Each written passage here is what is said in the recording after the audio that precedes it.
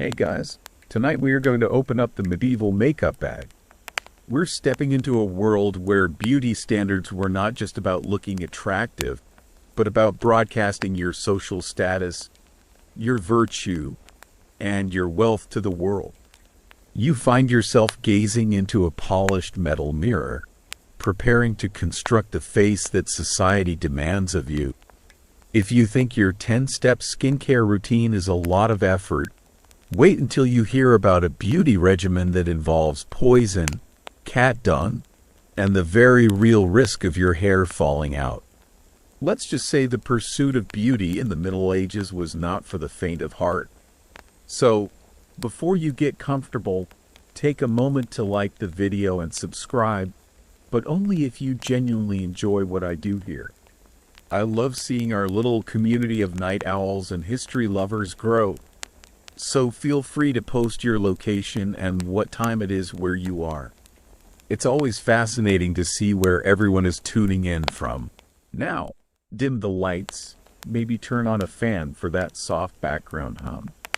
And let's ease into tonight's journey together.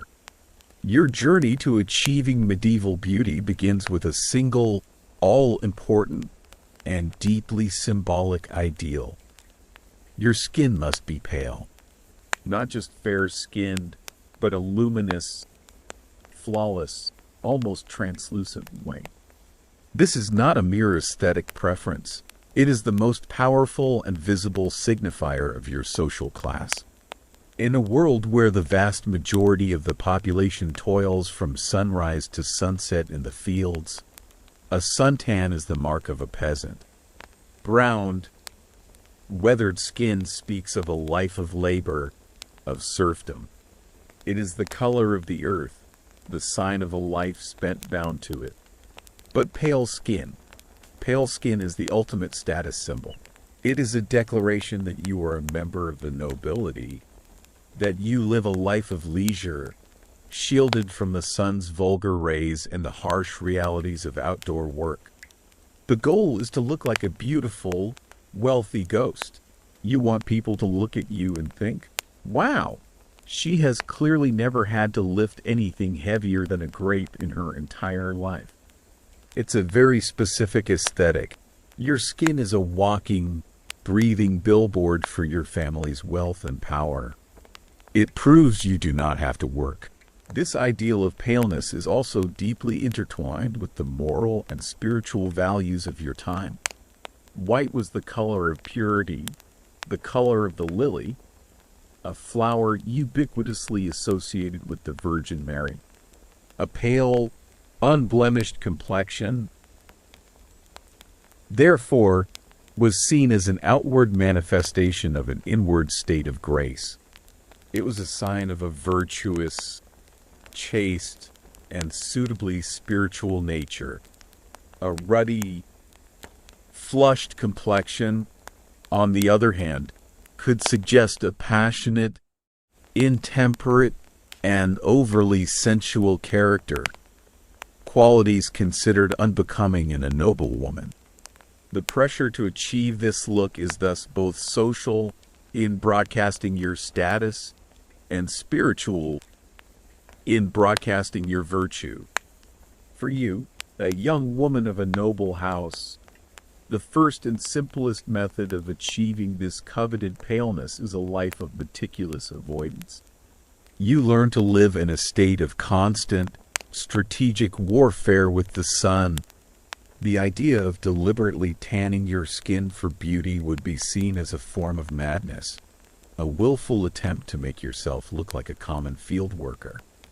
Your life is, for the most part, an indoor existence, spent within the cool, dim stone walls of your family's castle or manor house. When you must venture outside, you do so armed for battle. You wear a wide-brimmed hat, perhaps made of fine straw or felt, to cast a protective shadow over your face. You drape a delicate, lightweight veil of linen or even silk over your head and face, a translucent barrier that diffuses the sun's harsh light. On your hands, You wear long gloves of soft leather or cloth, ensuring that even they remain untouched by the sun. You learn to walk through the castle gardens by moving from one patch of shade to the next, from the shadow of a wall to the dappled coolness beneath a great oak tree. Your diet is also believed to play a crucial role in the color of your complexion. Following the principles of humoral medicine, which govern all aspects of medieval health, your body is a balance of 4 humors, each with qualities of hot, cold, wet, or dry. A healthy, ruddy complexion is seen as a sign of an excess of hot, sanguine blood. Therefore, to achieve a paler, more ethereal look, you must avoid hot and red foods. You eat red meat sparingly. You avoid strong red wine, which is thought to bring a flush to the cheeks. You stay away from pungent spices like pepper or garlic. Instead, your diet favors foods considered to be cool and white. You eat the pale meat of chickens and rabbits. You consume delicate white bread made from sifted wheat flour, a luxury in itself. You eat almonds, which are believed to be cooling and are often ground into a milk to be used in cooking. You eat cucumbers, lettuce, and other pale, watery vegetables. You might drink cooling tisanes made from herbs like violet or borage. It is a diet designed to dampen the body's natural heat and color from the inside out. Beyond avoidance and diet, you employ a regimen of topical treatments, simple skin washes and lotions made from the plants in your garden or the ingredients in your pantry. These are the more benign, everyday steps of your beauty routine. You might take the roots of lilies, which by their very whiteness are believed to impart whiteness, and boil them in water to create a bleaching skin wash. You might create a paste of almonds ground with fresh milk or cream, applying it to your face as a mask to soften and lighten the skin. A simple lotion of vinegar and water is a common astringent, used to cleanse the skin and lighten freckles. A more complex and popular recipe involves soaking white bread in rose water, and then adding a mixture of lily water, borage, and the whites of eggs to create a lotion that is left on the face overnight. These preparations are relatively safe, relying on the mild bleaching or exfoliating properties of their natural ingredients. They are the common, everyday tools in your arsenal. But for the truly dedicated, for the woman who desires a level of startling, supernatural whiteness that nature cannot provide, these gentle methods are not enough. You must turn from the garden to the alchemist's workshop, from the pantry to the world of dangerous and powerful poisons.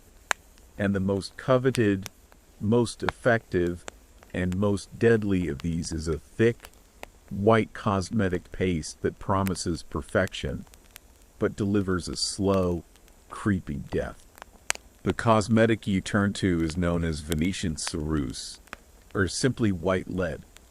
Its reputation is legendary, a beauty secret passed down from the days of the Roman Empire, prized for its ability to bestow a smooth, opaque, and perfectly white finish that no natural powder can replicate. It is the pinnacle of the cosmetic arts, and it is lethally poisonous. The creation of ceruse is a slow, alchemical process. It begins with the base metal, lead. Heavy sheets or coils of lead are placed on racks inside a clay pot. In the bottom of the pot is a small amount of sour wine or vinegar. The pot is then sealed and often buried in a pile of warm, decomposing manure to provide a steady, low heat. Over several weeks, the acidic fumes from the vinegar work upon the lead, corroding its surface and causing a white, flaky crust to form. This crust is lead carbonate. The pots are then opened, and this white powder is carefully scraped from the surface of the lead plates. It is then ground into an exceptionally fine powder, which is repeatedly washed and dried in the sun. Finally, this powder is mixed with a binder, water, egg whites, or more vinegar to create the thick, heavy paste that you will apply to your skin. You sit before your dressing table, a simple wooden plank adorned with a small, highly polished mirror of steel or silver that gives a dim, distorted reflection of your face. Before you is a small, ornate pot made of ceramic or pewter, containing the precious ceruse. You dip your fingers into the pot. The paste is cool to the touch, thick and smooth, like a painter's finest pigment. It has a faint, sharp, metallic scent. The application is a ritual. This is not about a natural look. This is about creating a perfect, artificial surface, a mask of pure, aristocratic white. You begin to slather the paste onto your face, your neck, your shoulders, and the upper part of your chest. Every piece of skin that will be exposed by the fashionable neckline of your gown. The paste is heavy and occlusive, blocking every pore. You spread it carefully, ensuring an even, streak-free layer. The goal is to completely erase your natural skin, with its subtle variations in tone, its freckles, its tiny imperfections.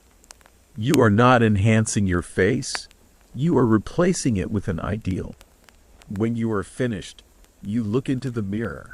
The transformation is startling. The woman staring back at you seems to belong to another, more ethereal world. Her skin is a flawless, luminous, matte white, the color of alabaster or a polished pearl.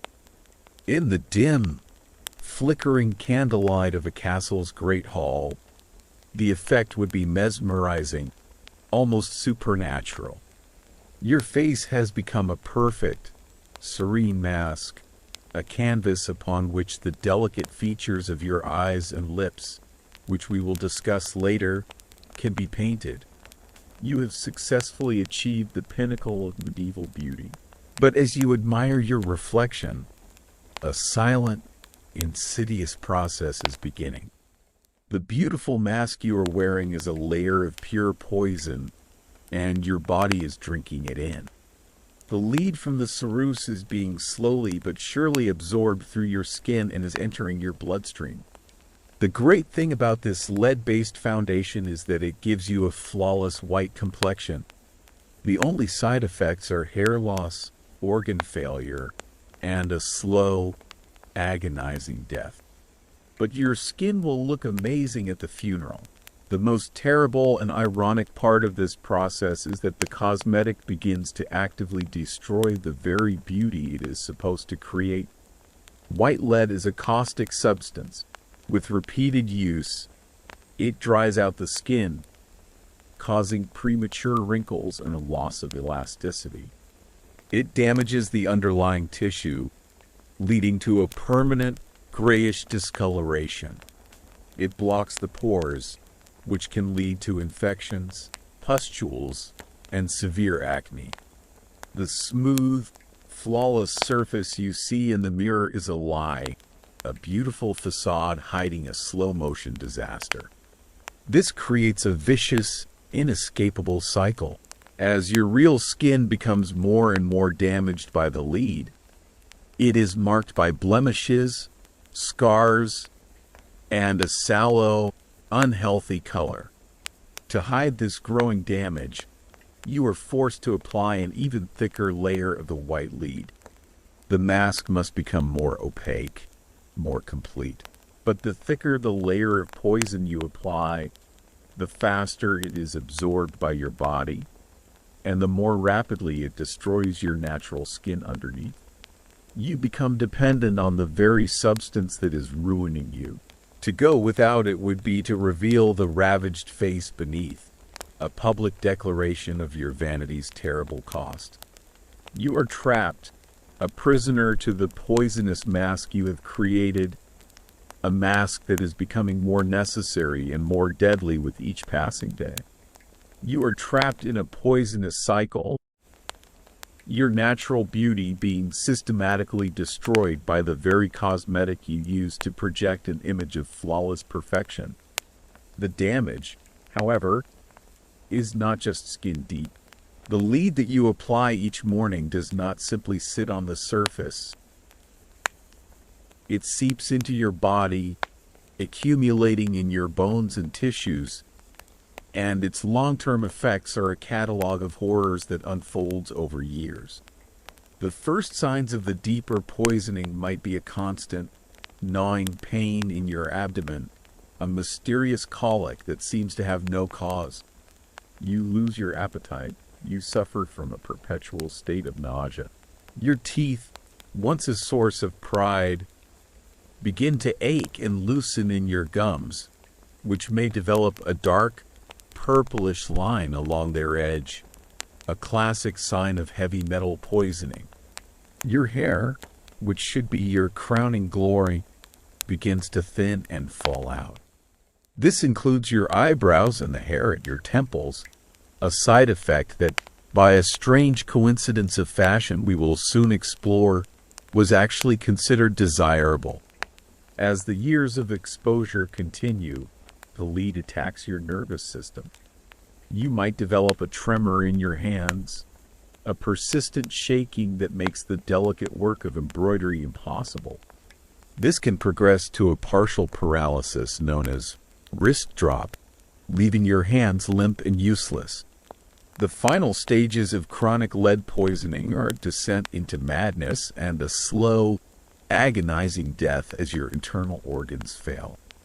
The iconic white mask of Queen Elizabeth I, which she maintained for decades, is often cited by historians as a potential cause for her deteriorating health and eventual death, a powerful, mainstream historical example of the devastating cost of this fashionable poison. And lead was not the only toxic substance in the noblewoman's cosmetic arsenal. To achieve that perfect, matte white finish, some recipes called for the addition of other dangerous heavy metals, such as mercury or arsenic, each bringing its own unique brand of destruction to the body.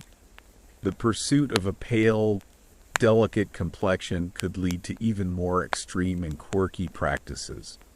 If cosmetics were not enough, you might turn to a physician for a more direct approach: bleeding. Guided by the principles of humoral medicine, a doctor would agree that a healthy, ruddy glow was a sign of an overabundance of the hot and wet, sanguine humor.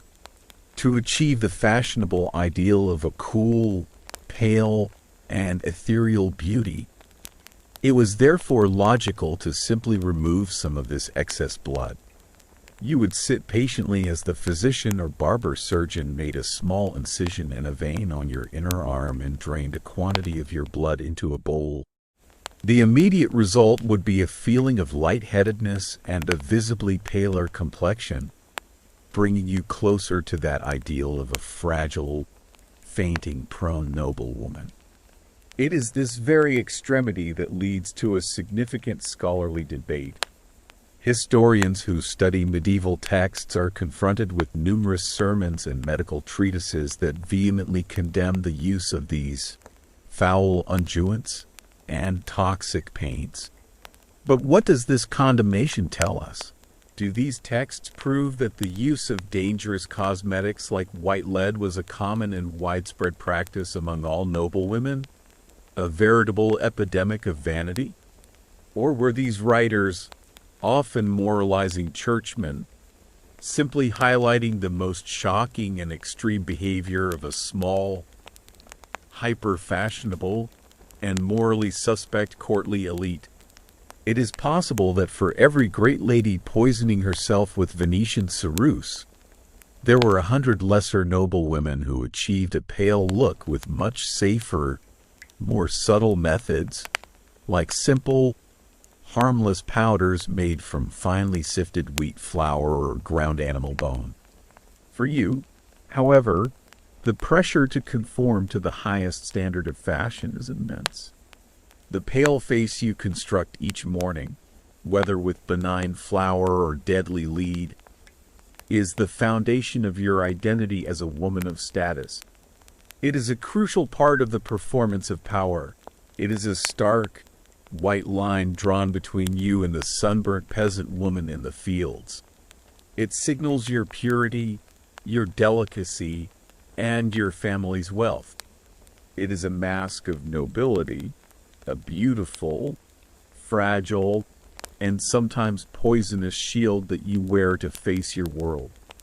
The poisonous, perfect white mask of your skin is now complete. It is the flawless, luminous canvas upon which the ideal of medieval beauty will be painted. But a canvas, no matter how pure, is nothing without a frame. And the next step in your transformation is to create the perfect frame for your face, an act of radical sculpting that involves not addition, but subtraction. You must raise your forehead to a high, smooth, and noble dome, an architectural modification that requires you to pluck, shave, and erase the very features that define a modern face, your eyebrows and your hairline. In your world, a low forehead is considered a rustic, almost animalistic trait. It suggests a dull mind and a connection to the brutish, physical world of the peasant. A high, expansive, and perfectly smooth forehead, by contrast, is the pinnacle of elegance and a clear sign of an intelligent, spiritual, and aristocratic nature. It is the physical manifestation of a lofty mind. The ideal is to create a long, graceful, oval-shaped face, like that of a swan. And the key to this silhouette is the vast, pale expanse of your brow. Your goal is to make the top third of your face a serene, hairless canvas, a tranquil moon reflecting your piety and status.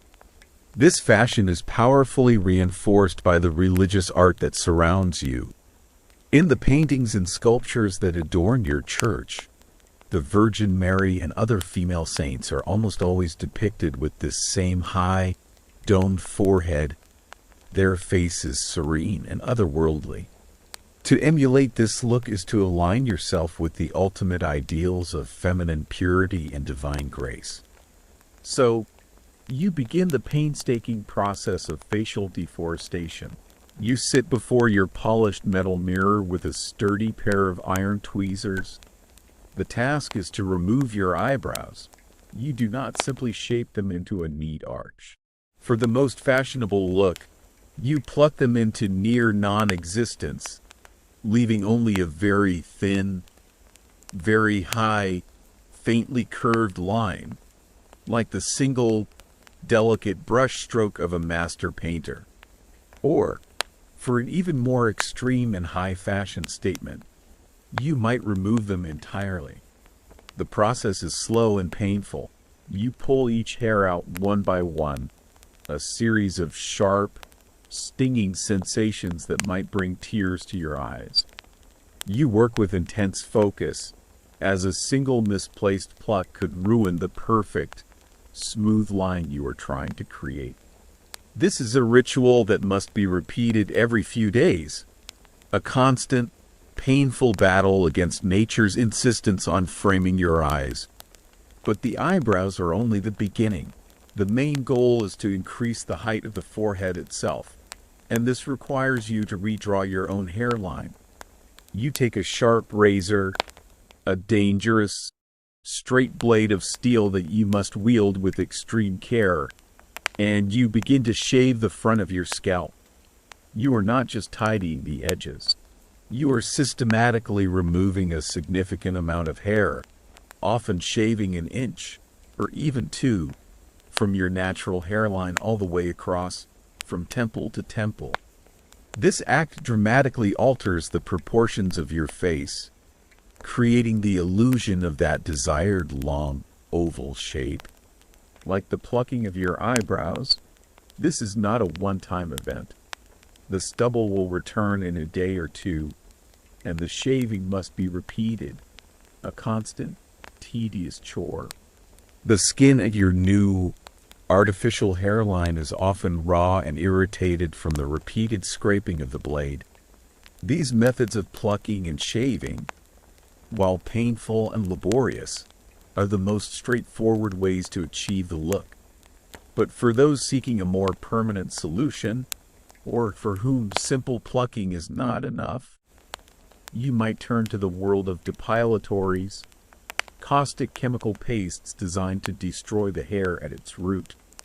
These concoctions are a testament to the dangerous lengths you will go to for beauty, and their recipes are a strange and terrifying blend of folk wisdom and potent toxins. A common and frighteningly effective recipe involves a mixture of quicklime, the highly corrosive calcium oxide used to make mortar and to break down the bodies of plague victims, and arsenic sulfide, a bright yellow mineral and a violent poison.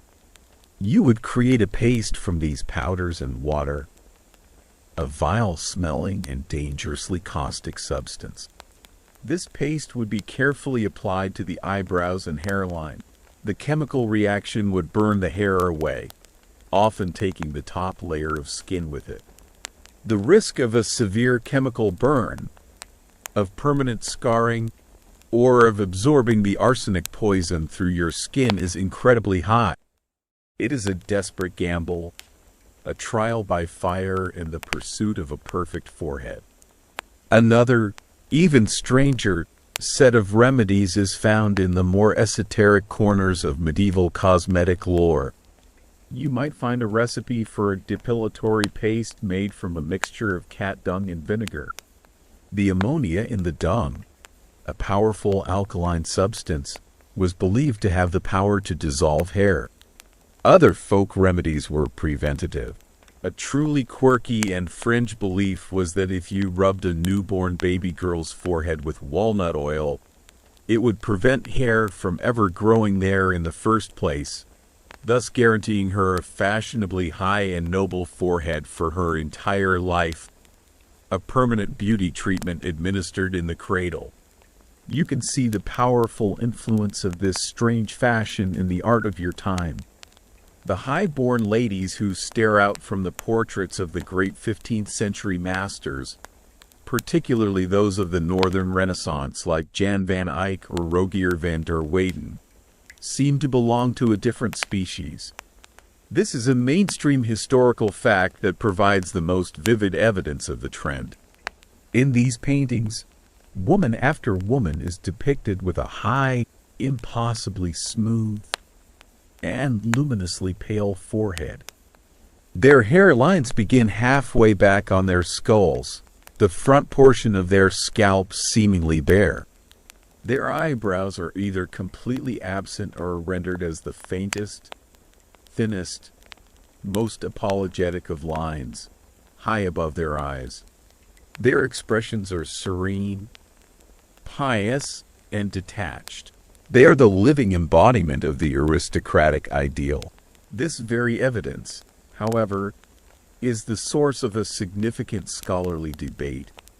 Historians and art historians continue to argue whether the almost complete absence of eyebrows and the dramatically high hairlines in these 15th century portraits were an accurate, one-to-one reflection of a universal fashion trend that all noble women followed. Or was it primarily an artistic convention, a kind of medieval Photoshop used by the painters to idealize and spiritualize the female face, making their wealthy patrons appear more serene, more elegant, and more like the idealized images of the Virgin Mary? One side of the debate argues for artistic convention. The painter's job, after all, was not necessarily to create a photorealistic record of his subject, but a flattering and ennobling one. By erasing the eyebrows, features that can convey a wide range of messy, human emotions, and expanding the forehead, the seat of the intellect and the soul, the artist could elevate his subject. He could remove her from the world of the everyday and place her in a higher, more spiritual realm. The portraits, according to this view, depict not what these women actually looked like, but what they aspired to look like, a perfected and stylized version of the courtly ideal. The other side of the argument, however, insists that the art was simply reflecting reality. The sheer consistency of this feature across so many paintings, by so many different artists in different regions, suggests that it was a real and widespread fashion. Furthermore, the written evidence from the period seems to support this. Moralists and churchmen wrote scathing sermons condemning the vanity of women who spent hours plucking their faces with tweezers. Household account books from aristocratic families sometimes list expenses for the very tools and concoctions used for this purpose. These textual sources suggest that the high, hairless forehead was not just a painter's fantasy, but a genuine and sometimes controversial beauty practice of the time. The truth, as is often the case, likely lies somewhere in the middle, a real and fashionable trend that was perhaps exaggerated and perfected by the artists who recorded it. But why? Why would this strange, painful, and artificial look become the pinnacle of beauty? The reasons are a complex mixture of piety, status, and practicality. As we've mentioned, the resemblance to the serene, otherworldly depictions of the Virgin Mary was a powerful motivator. But there was another, more practical fashion imperative at play.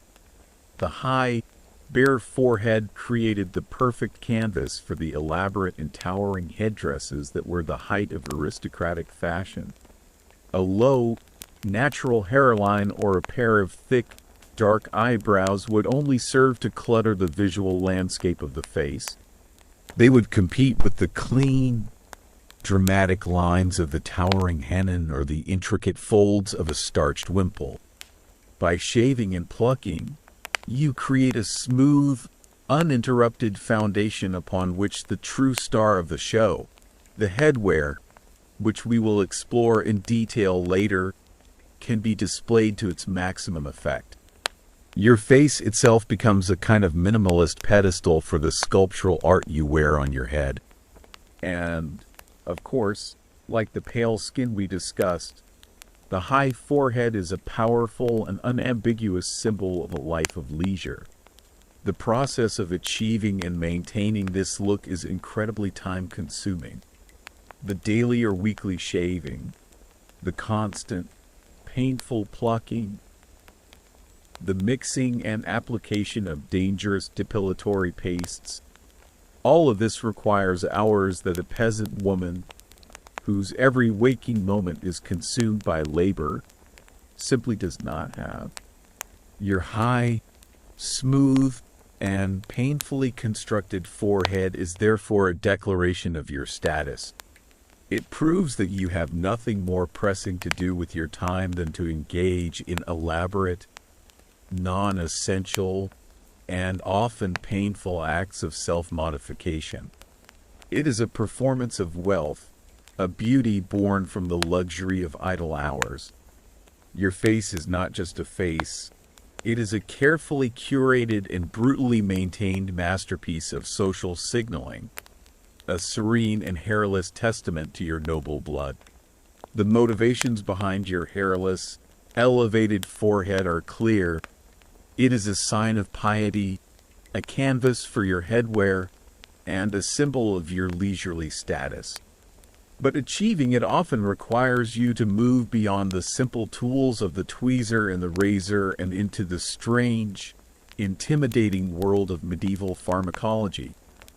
You are, in essence, waging a chemical war against your own hair, and the weapons at your disposal are often foul-smelling, dangerous, and bizarre. Let's return to the depilatory pastes, the chemical hair removers that promised a more permanent solution than shaving. The recipes for these concoctions were passed down in manuscripts and oral traditions, a strange mix of herbalism, alchemy, and sheer, desperate guesswork. The basic principle was to find a substance caustic enough to destroy the hair, but not so caustic that it would destroy the skin underneath, a terrifyingly fine line to walk. The most potent of these involved powerful alkalis and poisons. A mixture of quicklime and arsenic sulfide, known as orpiment, was a known hair remover. You would mix these powders into a paste, perhaps with water or egg white, and apply it to your hairline. The feeling as it began to work would be an intense tingling, quickly escalating into a burning sensation. You had to time the removal perfectly.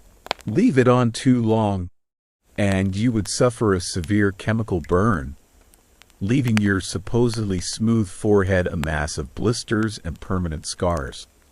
Remove it too soon, and it would have no effect. Every application was a high-stakes gamble with your own face. But the world of depilatories could get even stranger and more organic. Let's consider a recipe that sounds like an ingredient list from a witch's cauldron. A paste made from cat dung and vinegar. As shocking as it sounds to a modern ear, there was a kind of folk chemistry at work here. The waste products of felines are rich in ammonia, a powerful alkaline compound. When mixed with an acid like vinegar, it would create a pungent, volatile, and chemically active paste. You would be required to hold your breath against the overpowering stench as you applied this foul mixture to your skin, hoping that its chemical properties would be sufficient to weaken and dissolve the unwanted hair follicles. It is a potent reminder of the immense gap between your world and a future of sterile, pleasantly scented beauty products. The pursuit of hairlessness could also lead you from the cosmetic recipe book to the physician's chamber. Here, another, even more bizarre method might be employed, one rooted deeply in the medical understanding of the time, the application of leeches. This was not a common cosmetic procedure, but a more extreme, fringe medical treatment for what might be considered an underlying problem. In the worldview of humoral medicine, excessive or stubborn hair growth could be seen as a symptom of an imbalance, perhaps an excess of a hot or masculine humor in the body. A physician might therefore prescribe a course of treatment to draw out these bad humors from the specific area. You would lie still as the doctor placed several live, writhing leeches onto your temples and forehead. You would feel their tiny, sharp teeth bite down, followed by the strange, pulling sensation as they began to feed, their bodies swelling with your impure blood. The goal was not for the leeches to eat the hair itself, but to purify the area, to correct the humoral imbalance that was believed to be causing the unwanted hair to grow in the first place. It was a painful, bloody, and almost certainly ineffective procedure, a testament to the extreme and often terrifying lengths you might go to in order to align your body with the fashionable ideal. To endure such treatments, the poisons, the foul-smelling pastes, the bloodletting, required a mindset that is difficult to fully grasp. The social pressure to conform was so immense, and the connection between external appearance and internal worth was so deeply ingrained, that this pain and risk were seen as a necessary price. Beauty was not a matter of simple comfort or self-expression. It was a discipline, a form of self-control, an ongoing and often painful project to sculpt your natural self into the artificial and highly admired form that your culture demanded. Every time you looked in your polished mirror, the serene, hairless face that looked back at you was a reflection not just of your beauty, but of your dedication and your ability to endure the suffering required to achieve it. It was a victory in your personal war against nature, a war fought with razors, poisons, and even leeches. This relentless war against your own hair, waged with tweezers, razors, and an array of questionable chemical weapons, is all in service of creating the perfect facial canvas. The final look, when combined with the ghostly pale skin we've already discussed, is one that would be deeply strange and unsettling to a modern eye. Your face has become a serene, placid oval, a mask of emotionless and otherworldly beauty. The vast, high dome of your forehead flows smoothly, uninterrupted by a hairline or the texture of eyebrows, down to your pale cheeks. It is a look of supreme and untouchable elegance, a face that seems to float, detached from the messy, physical realities of the world. Of course, this pursuit of perfection could sometimes go wrong. The line between fashionably sparse and completely bald was a fine one. A moment of inattention with a caustic depilatory paste could leave a permanent scar or a patchy, uneven hairline. An overly enthusiastic plucking session could remove the eyebrows entirely when only a thin line was desired. In these cases, you had to resort to corrective measures. A faint, new eyebrow could be drawn on with a fine brush dipped in a mixture of soot and oil. And for a truly quirky and rather desperate solution, you could create false eyebrows. The favored material for this was, according to some contemporary accounts, the soft, fine fur of a mouse. You would cut a tiny strip of the fur and affix it to your brow with a sticky resin or tree gum. If you overplucked your eyebrows, you could always make new ones out of the fur of a mouse. It was the original microblading, but a lot fuzzier and with a higher chance of being chased by the cat. While the most extreme grooming rituals were focused on you, a noble woman, it's worth noting that men were not entirely exempt from the dictates of fashion. While a high forehead was not a male ideal, a well-groomed appearance was still a sign of status. Beards and mustaches waxed and waned in popularity according to the whims of kings and dukes. For a time, a clean-shaven face was the height of fashion, suggesting a youthful and almost angelic appearance. At other times, a neatly trimmed beard and mustache were considered a sign of dignified masculinity. The one constant was that a wild, untrimmed, bushy beard was the mark of a peasant, a hermit, or a pilgrim, men who were outside the refined world of the court. Ultimately, all of these painful and laborious efforts, the plucking, the shaving, the poisoning, the application of foul-smelling pastes, all circle back to the same core ideas. Your high, hairless forehead is, first and foremost, a declaration that you do not labor in the sun. It is a symbol of aristocratic leisure. It is an act of piety, an attempt to shape your own face into the serene, Madonna-like ideal that you see in the art that adorns your chapel. And it is a practical preparation, a clearing of the canvas for the towering and elaborate hats that are the ultimate expression of your rank and status. You have now prepared the canvas. Your skin is a perfect, luminous white. Your forehead is a high, smooth, and noble dome. You have erased the natural lines and textures of your face to create a serene and idealized mask. But the work is not yet done.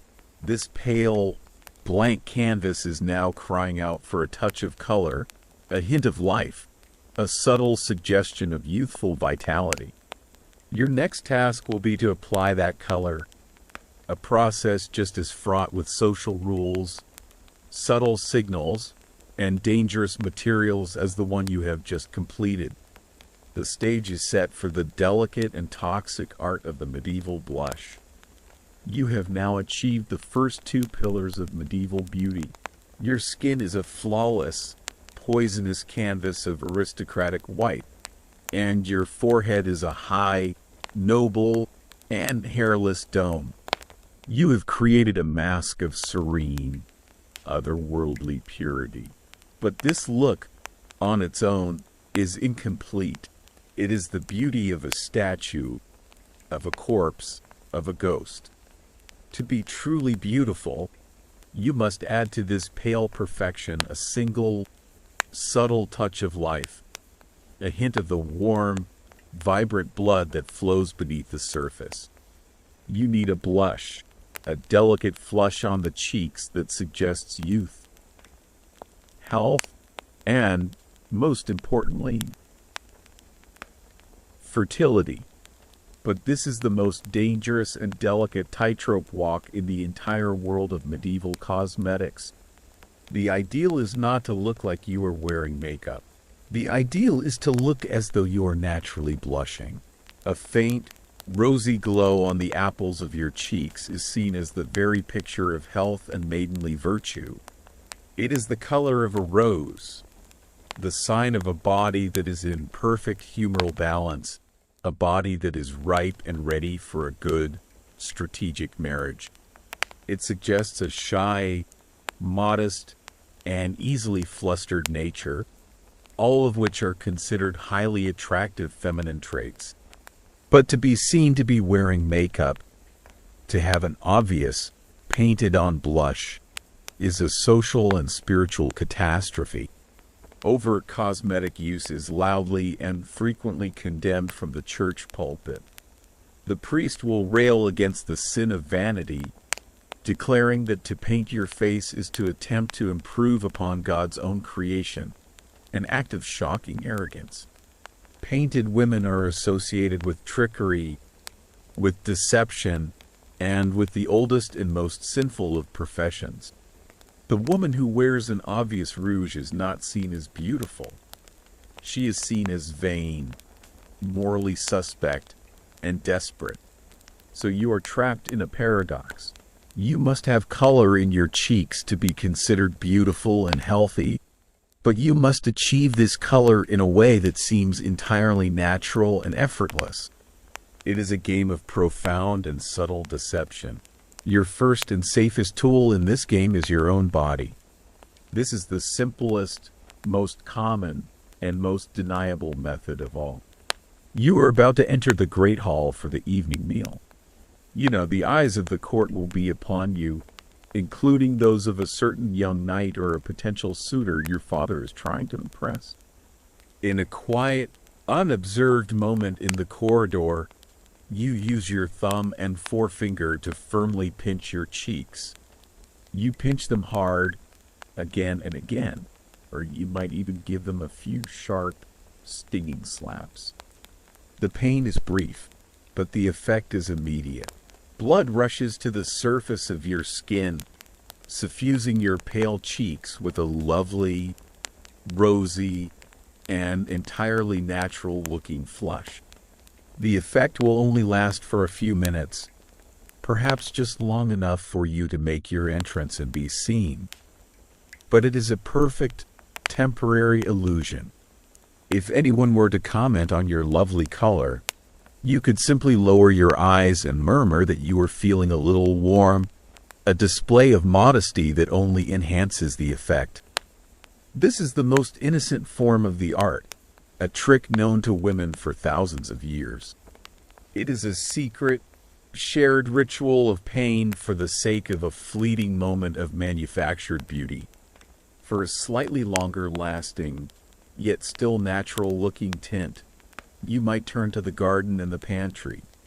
The world of plants offers a wide array of pigments that can be used to create a subtle, temporary stain on the skin. You might take a single ripe strawberry or raspberry, crush it between your fingers, and gently rub the juice onto your cheeks, blending it carefully until it looks like a faint, natural blush. The roots of the alkanet plant, when crushed, produce a beautiful red dye that can be mixed with oil or wax to create a simple, greasy rouge. The petals of red flowers, like poppies or roses, can also be steeped in water or wine to create a delicate, rose-colored stain. These natural, plant-based cosmetics are still considered somewhat risque, and their use is a secret you would keep from your confessor. But they are relatively safe, and their effect is subtle enough that you can, with careful application, maintain the illusion of a naturally rosy complexion. You are not painting your face. You are merely enhancing the work of nature. Just a little. But these natural stains fade quickly. They can be messy. And for a truly important occasion, a great feast or royal wedding, you might desire a color that is more vibrant, more dramatic, and, above all, more long-lasting. And for that, you must once again turn from the world of the garden to the world of poison. The fleeting blush from a crushed berry or a pinched cheek is a fine trick for a brief moment. But for a long evening of feasting and dancing, you desire a color that will not fade, a rosy glow that will last from dusk until dawn. To achieve this, you must turn to the mineral world, to the brilliant, vibrant, and highly toxic pigments that are the secret of the apothecary and the painter. You are seeking a rouge that is both beautiful and permanent, and you will find it in a substance known as red lead. The irony of this choice is profound. Red lead, or minium, as it is sometimes called, is created by taking the very same white lead cosmetic we have already discussed, the poisonous ceruse, and roasting it in a furnace at a very high temperature. The intense heat causes a chemical reaction, transforming the white lead carbonate into the brilliant orange-red pigment of lead tetroxide. The very poison you use to create the pale canvas of your face is cooked in a furnace to create the color with which you will now paint upon it. It is a frightening and cyclical form of alchemy, layering one poison on top of another. This brilliant, fiery pigment is a mainstream and iconic color of your age. It is the very same substance used by the monks in the scriptorium to create the vibrant red-orange capital letters and intricate decorations in their beautiful illuminated manuscripts. The word miniature, which your descendants will use to mean a small painting, actually derives from the name of this pigment, minium, because it was so central to the art of book illumination. In a way, when you apply this color to your cheeks, you are illuminating your own face, turning yourself into a living work of art, using the very same ink that a holy man uses to decorate the Word of God. The pigment comes to you as a fine, heavy, and intensely colored powder. To use it as a cosmetic, you must mix it with a binder. You might take a tiny pinch of the powder and mix it with a drop of almond oil, a bit of lard, or the white of an egg to create a smooth, spreadable paste. The color is incredibly potent, and the key to a successful, fashionable application is extreme subtlety. This is the tightrope you must walk.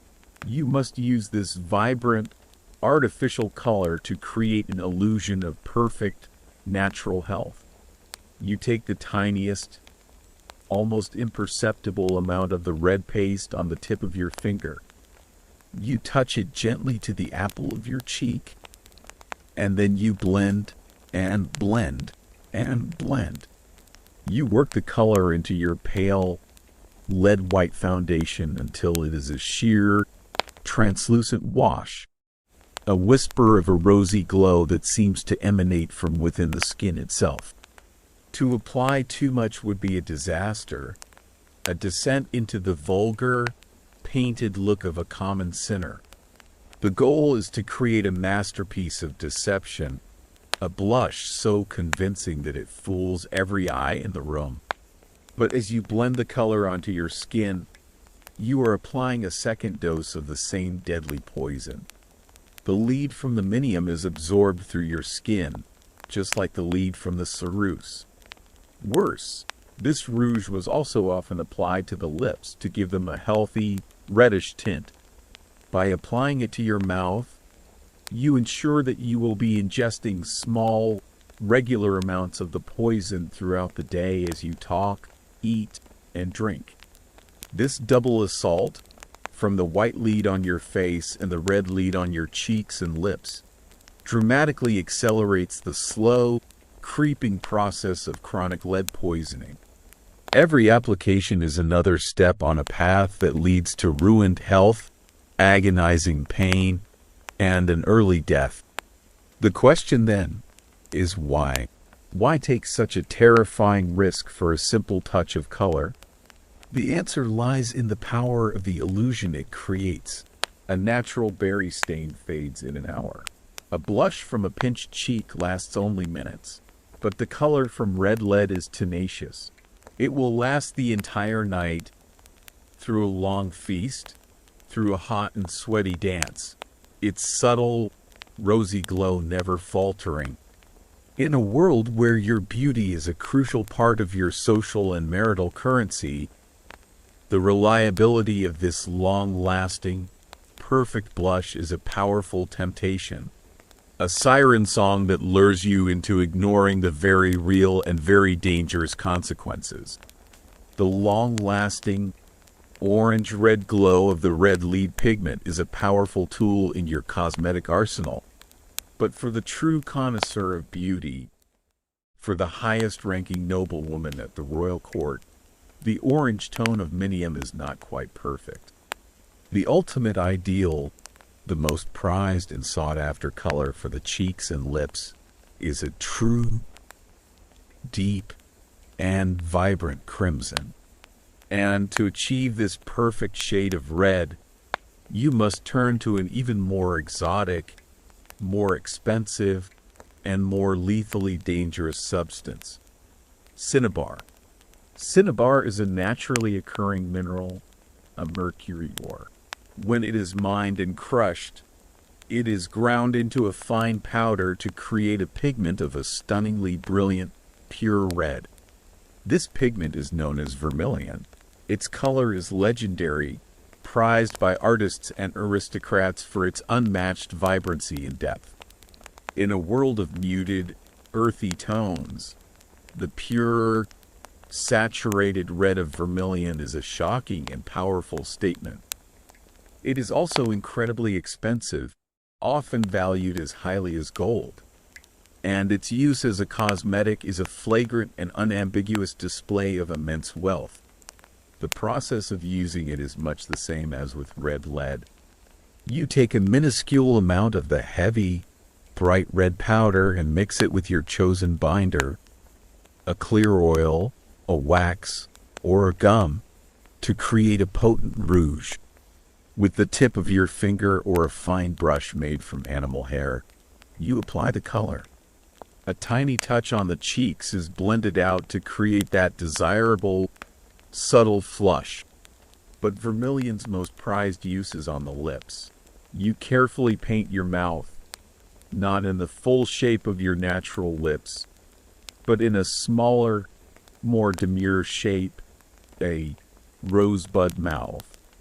That was considered the height of fashion.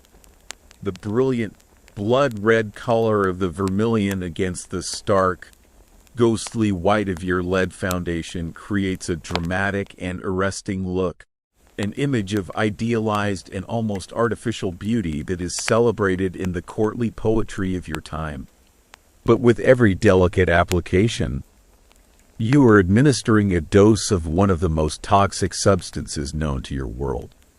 Cinnabar is mercury sulfide. As you wear the rouge on your skin, the mercury is absorbed into your body. As you wear it on your lips, you ingest it directly. The devastating effects of chronic mercury poisoning are different from those of lead, but they are no less horrific. Mercury is a powerful neurotoxin. One of the first signs of poisoning is the development of tremors, a violent, uncontrollable shaking of the hands and limbs that would later be known as the hatter's shakes, due to the use of mercury in the hat-making industry. Your mind, too, begins to suffer.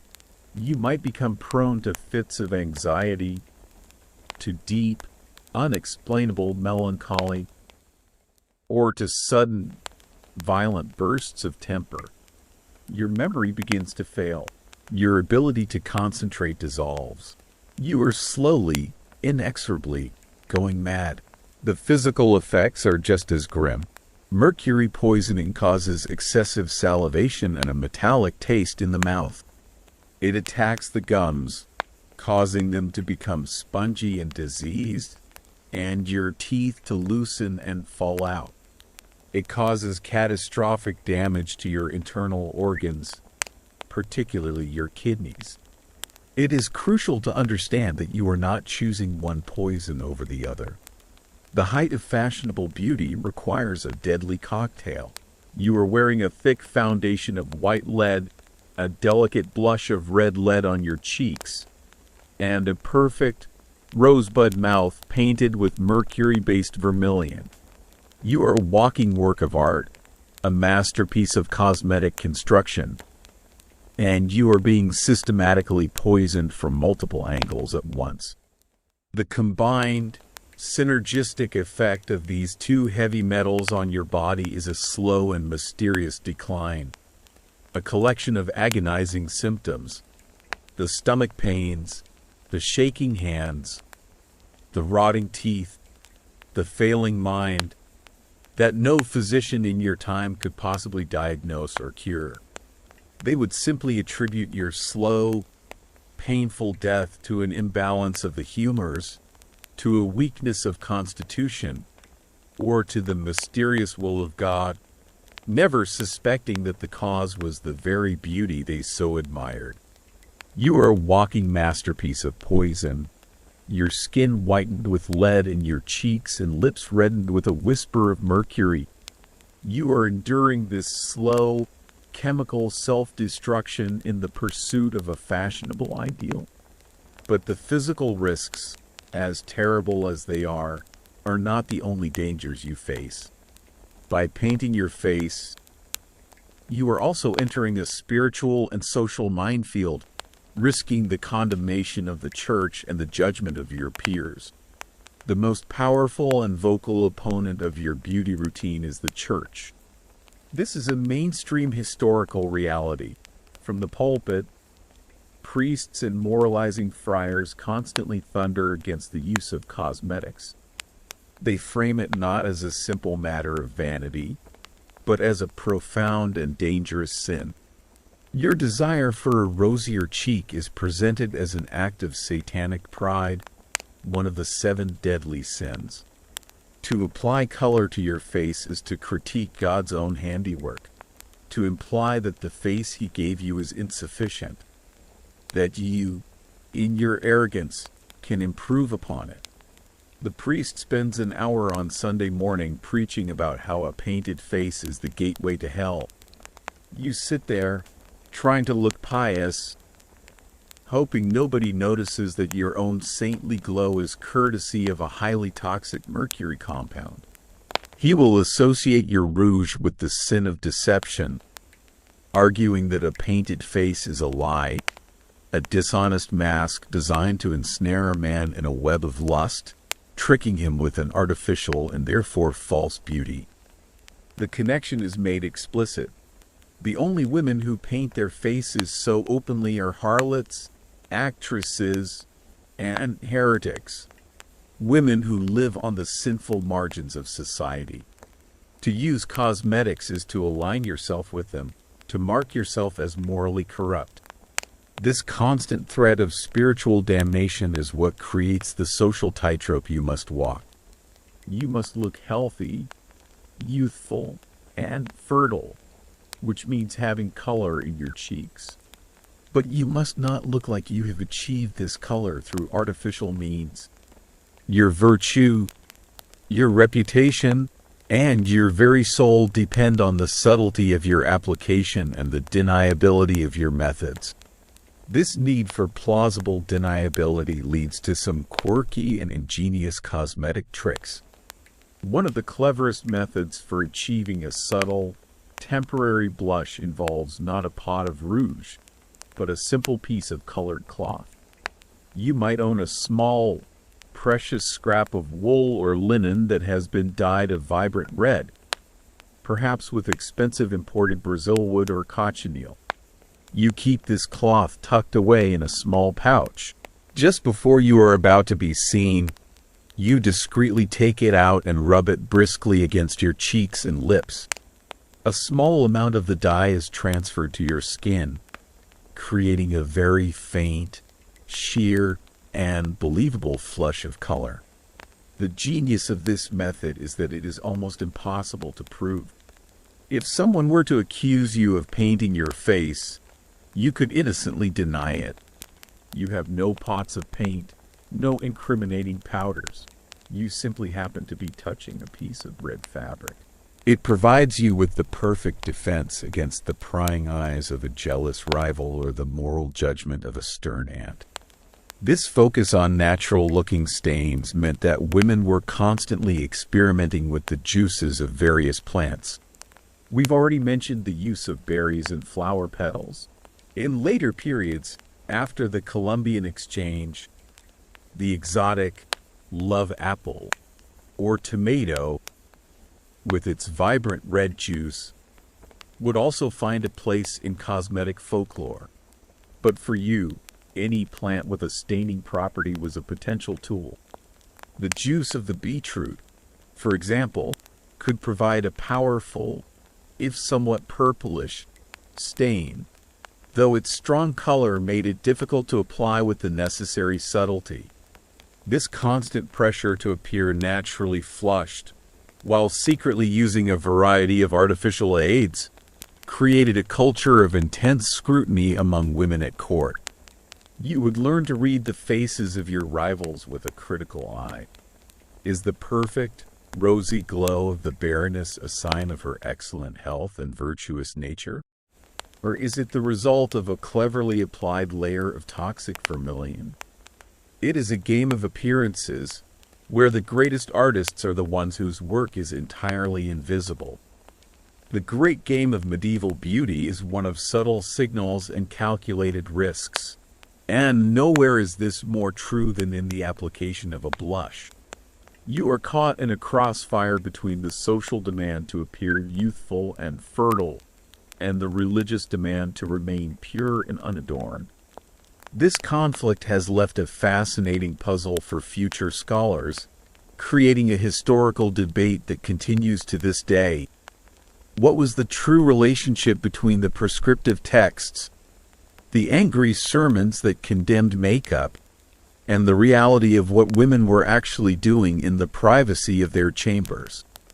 One side of the argument is that the power of the church was so absolute, and the fear of eternal damnation so real, that these sermons must have been a powerful deterrent.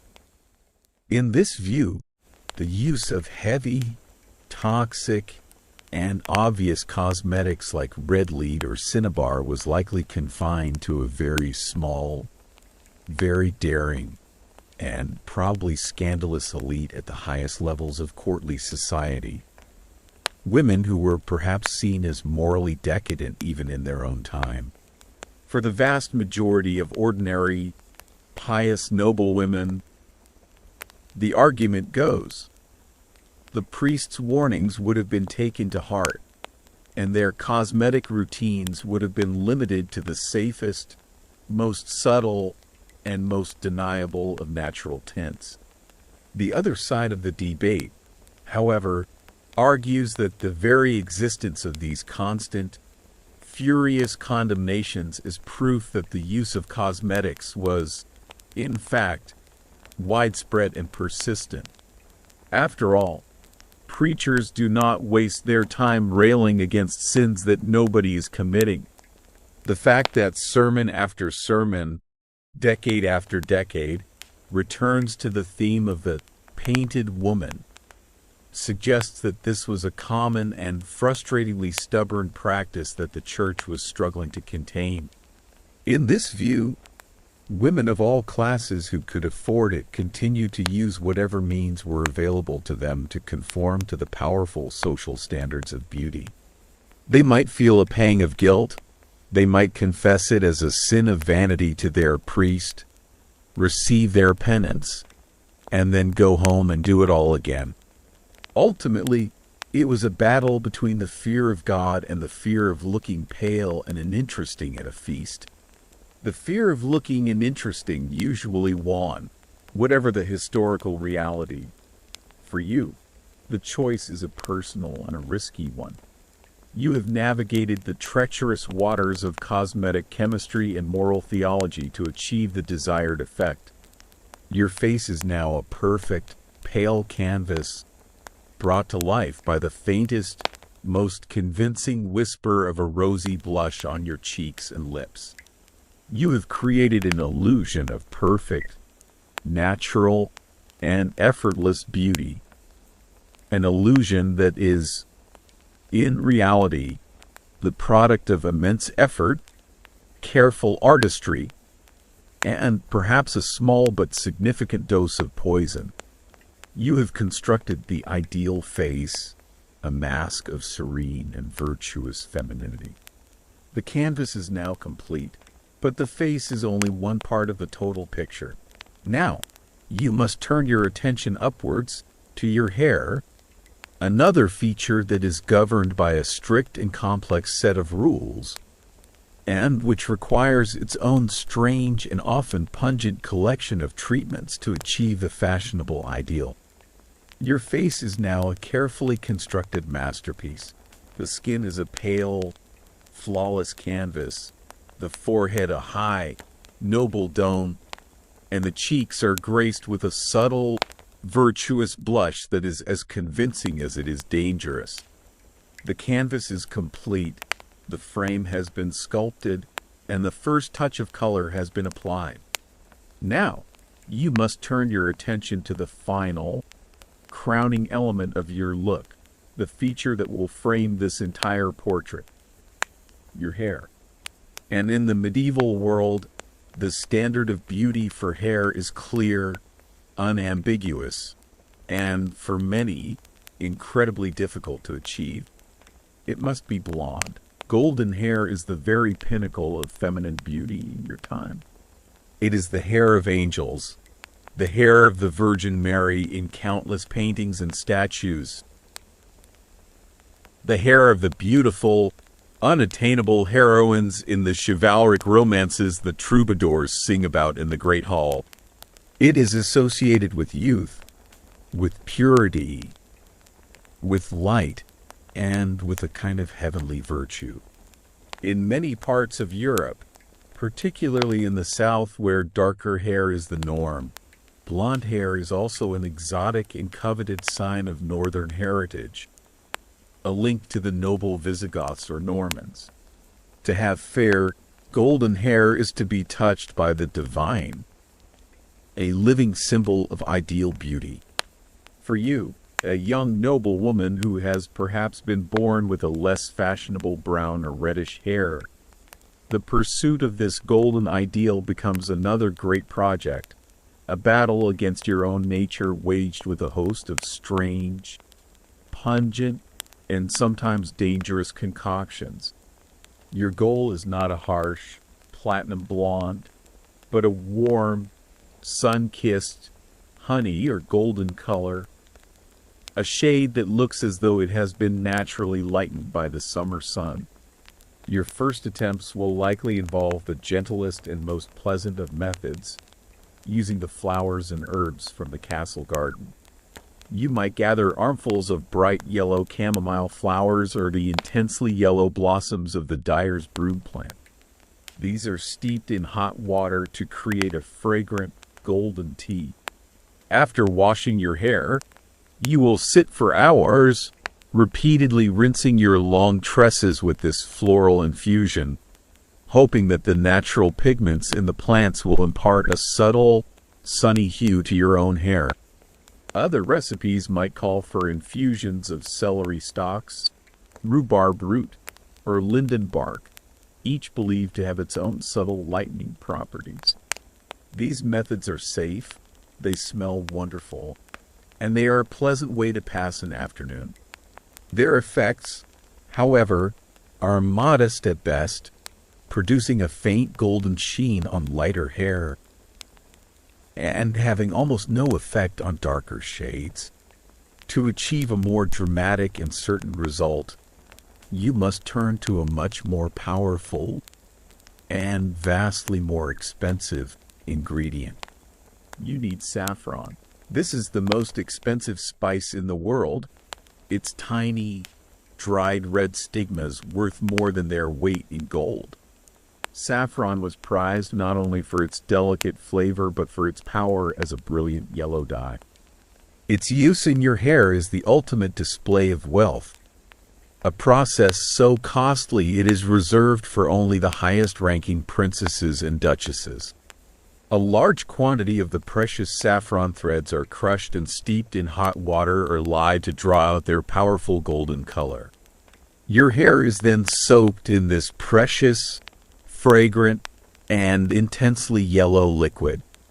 The result is a vibrant, unmistakable golden color, a statement of status that is as clear and as powerful as any jewel you might wear. It is a beautiful and effective method, but its astronomical cost puts it far beyond the reach of almost everyone. For you, a more practical and more aggressive approach is needed. You must turn from the expensive spice chest and towards the world of harsh, homemade chemical lighteners, where the results are more dramatic and the risks are far greater. You enter the world of lye. Lye, a powerful alkali usually derived from soaking wood ash in water, is a common household substance used for making soap and for heavy cleaning. It is also a brutally effective bleaching agent. You would create a lye solution, a caustic and dangerous liquid, and carefully apply it to your hair. The lye works by stripping the natural pigment from your hair shafts, leaving them lighter, but also incredibly dry, brittle, and damaged.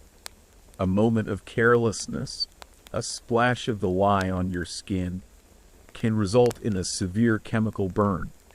It is a harsh and risky method, a trade-off of the health of your hair for the color you desire. But the most famous and most pungent of all medieval hair lightening techniques involves a substance that is both readily available and deeply personal.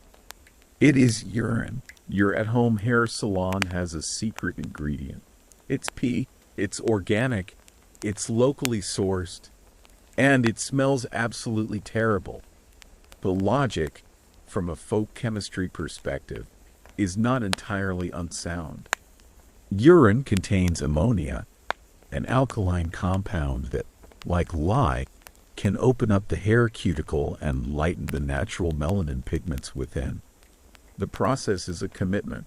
Stale urine, which has had time for its urea to break down into ammonia, is more potent.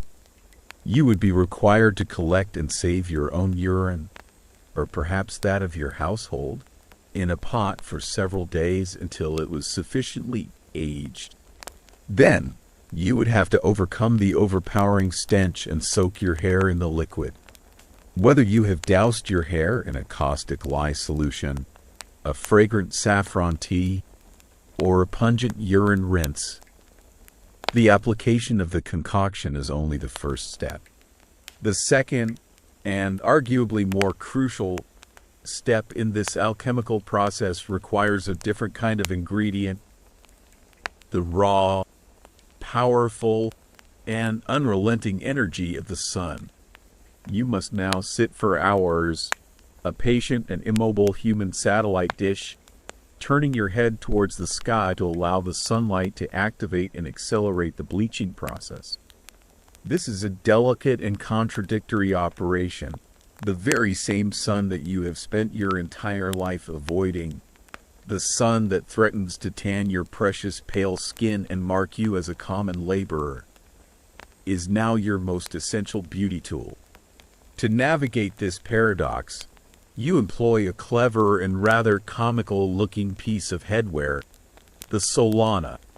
This is a very wide-brimmed hat, often made of straw, but with one crucial modification. The crown has been completely cut out. The ritual is one of quiet, uncomfortable dedication. You go to a sunny, private spot, perhaps a walled garden, a castle battlement, or a special rooftop terrace known as an altana in the great merchant cities of Italy. You put on your crownless hat.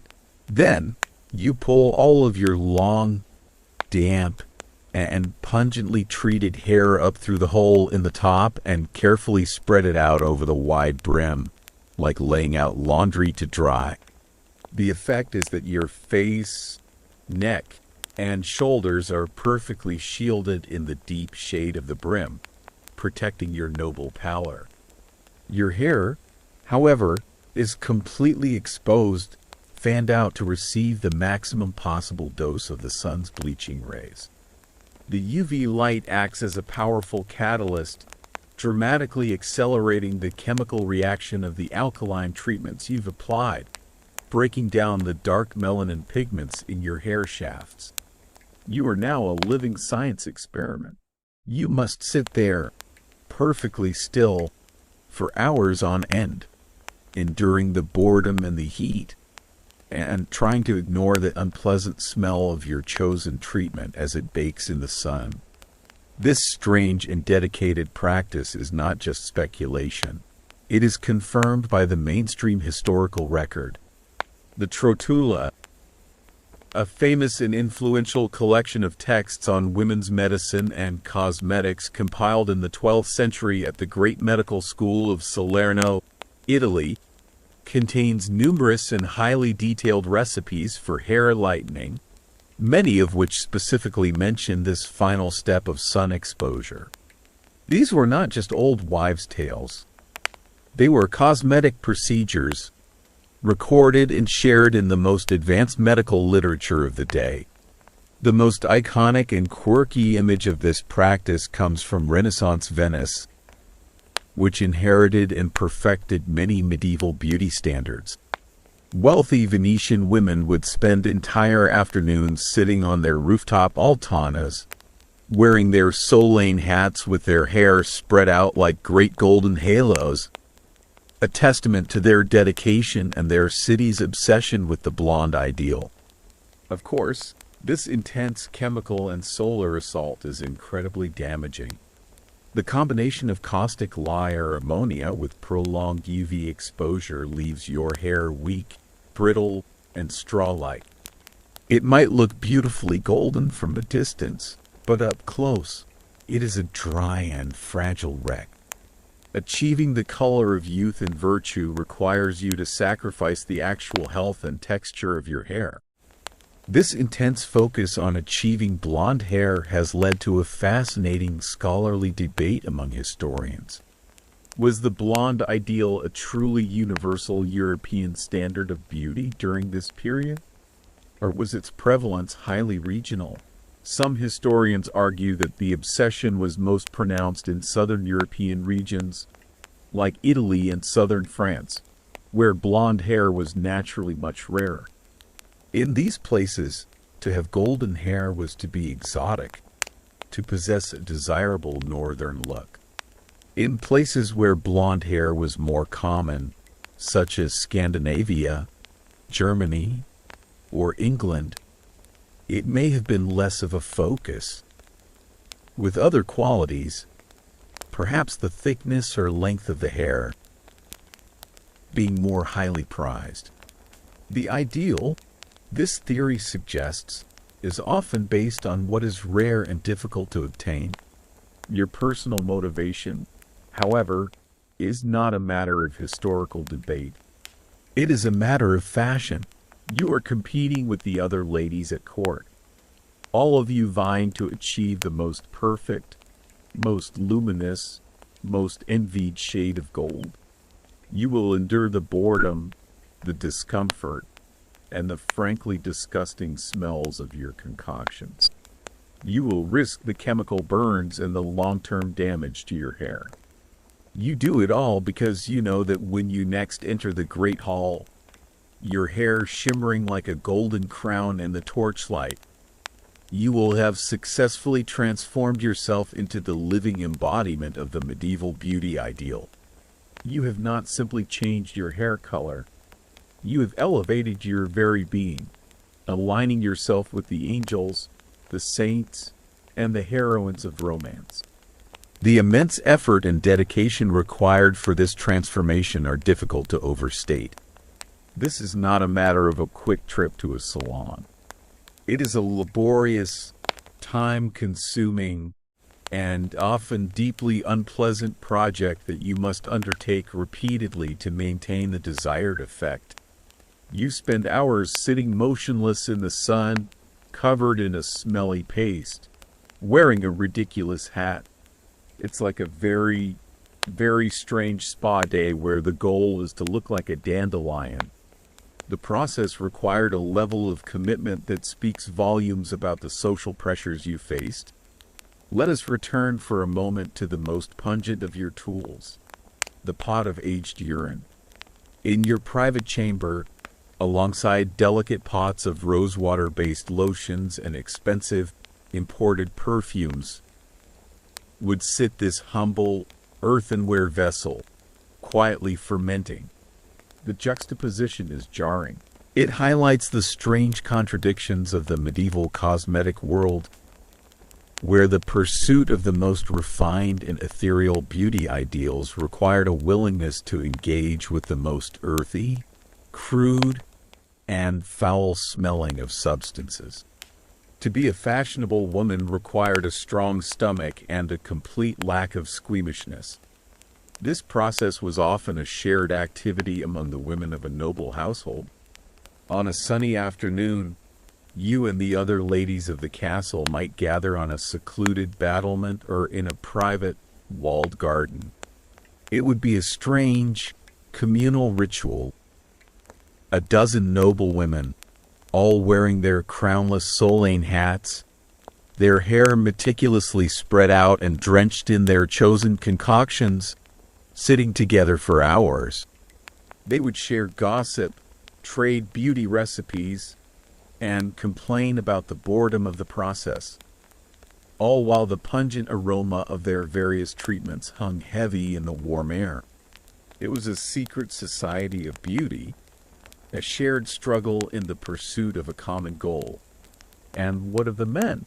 While you are going to these extreme lengths to achieve the perfect golden hue, the men of your class are largely exempt from such concerns.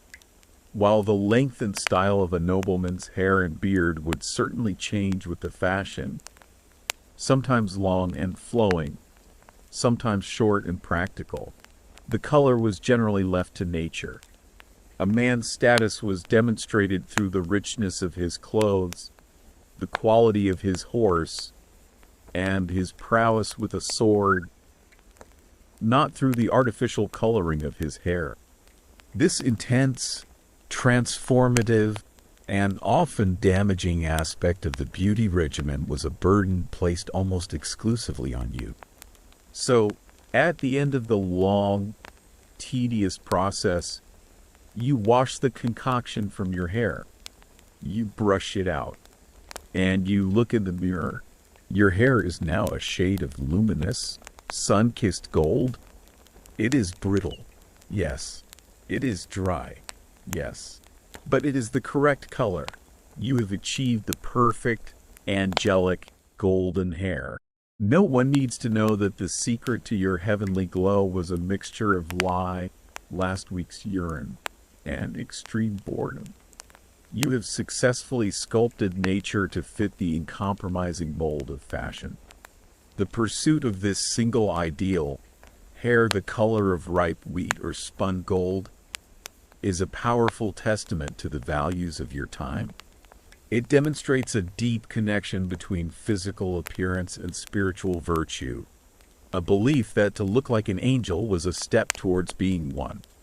It shows a willingness to endure pain, boredom, and frankly disgusting methods in the name of conformity. And, like the pale skin, it is a performance of status, a way of showing that your life is one of such leisure that you can dedicate entire days to the non-productive, artistic project of changing the color of your own hair.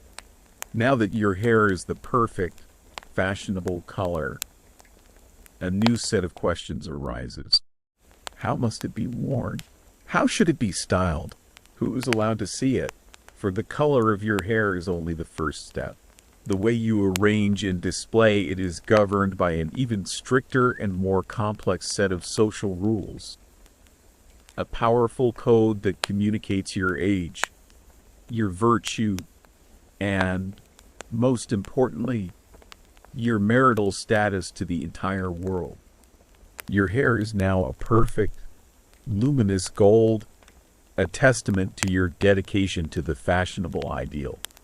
You have endured the pungent rinses and the long, boring hours in the sun, but achieving the correct color is only half the battle.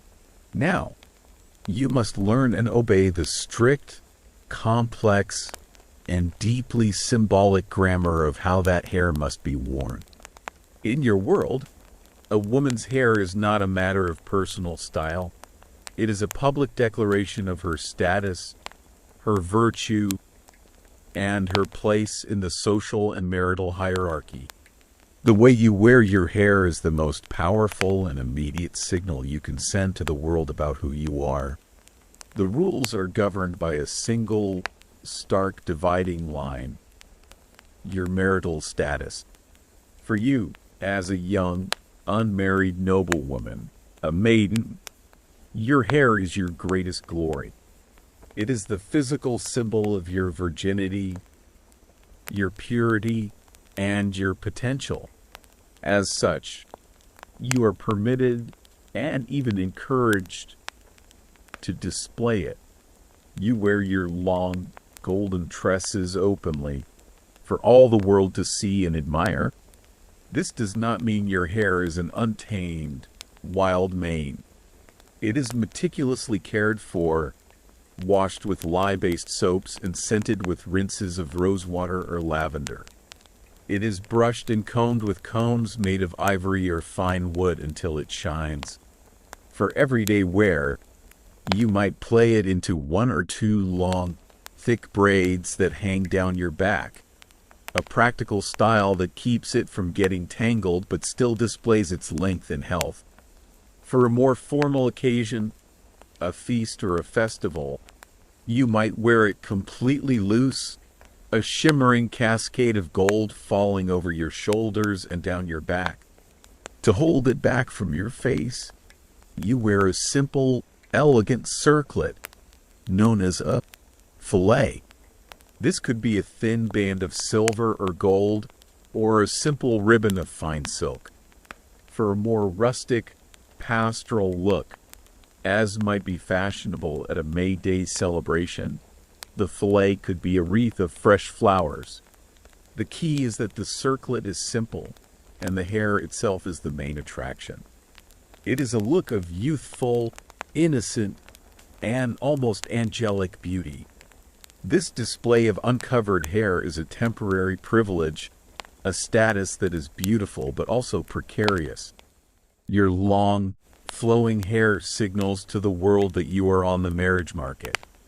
It is an advertisement of your primary asset, your youth and purity.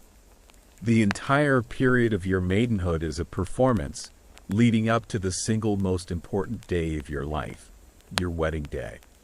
On the day you are to be married, your hair is styled with more care and attention than ever before. It is washed, scented, and brushed until it gleams. And it is worn for the very last time, completely loose and uncovered. As you walk to the church porch to exchange your vows, your hair flows freely, a final public exhibition of your maidenhood. It is a powerful, symbolic act, a final display of the virginity that you are about to surrender to your husband. The entire village or court sees your glory, a testament to your family's honor and your own virtuous upbringing. But the moment the wedding vows are spoken and the feast is concluded, this era of your life comes to an abrupt and irreversible end. Your status has now changed. You are no longer a maiden. You are a matron, a married woman. And a married woman's hair must never be seen in public again. That evening, a quiet but deeply significant ritual takes place. You retreat to your chamber with your mother, your new mother-in-law, and your closest female attendants. The long, loose hair that you have displayed all day is now meticulously and tightly braided. The braids are then coiled and pinned securely against your head, creating a tight, neat bun or a pair of coils over your ears. All of that glorious, flowing length vanishes, bound up and constrained. It is a powerful symbol of your new, more restricted role in society. Your youthful freedom is over. Your hair, like your person, now belongs to your husband. From this moment forward, to show your hair in public would be an act of shocking immodesty, a sign of a loose or immoral character. It would bring shame not only upon you, but upon your new husband and his entire family. The rules have changed, and the next stage of your life, a life of veils and wimples, has begun. The ritual is complete. Your long, golden hair, which just this morning was a symbol of your maidenhood, has now vanished from public view, tightly braided and pinned against your head. This is not a temporary hairstyle. It is a permanent change in your status, a new uniform you will wear for the rest of your life. From this day forward, as a married woman, you must keep your hair covered. This is not merely a matter of fashion. It is a profound social and religious obligation. This custom is deeply rooted in the mainstream historical and theological teachings of the Church. The writings of St. Paul in the New Testament, particularly in his first letter to the Corinthians, are interpreted as a direct command from God. He wrote that a woman's long hair is her glory, but that she should cover this glory in church as a sign of modesty and of her submission to the authority of her husband, who is in turn submissive to the authority of Christ. What began as a rule for religious observance has, over the centuries, expanded to become an undeniable social law governing a respectable woman's appearance in all public spaces. To go about with your hair uncovered would be a brazen act of defiance, an invitation to scandal that would shame both you and your husband. So, you adopt the various garments of the married woman. The most basic and universal of these is the veil. It is a simple rectangle of fine, white linen, a fabric that signifies purity and cleanliness. It can be worn in a variety of ways, draped loosely over your head, or more formally pinned to your coiled braids.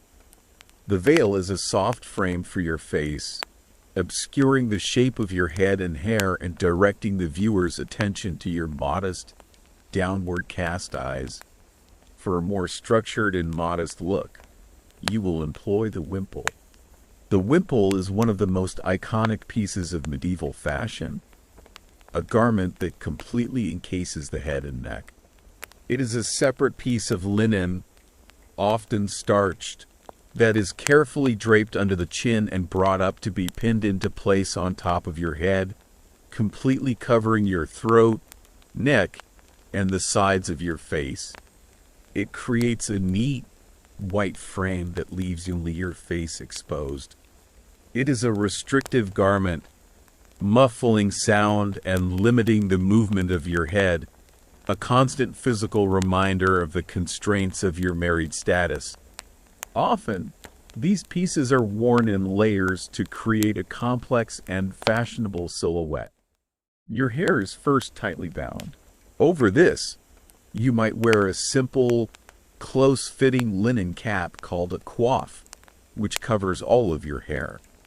Then, you might add a barbette, a stiff linen band that passes under your chin and is pinned on top of your head.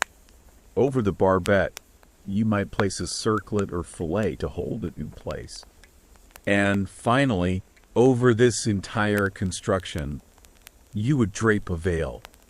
The result is a layered, sculptural, and highly architectural form of headwear, a complex construction of white linen that signifies your status as a respectable and honorable matron. For a peasant woman, the rules are the same, though the materials and styles are simpler.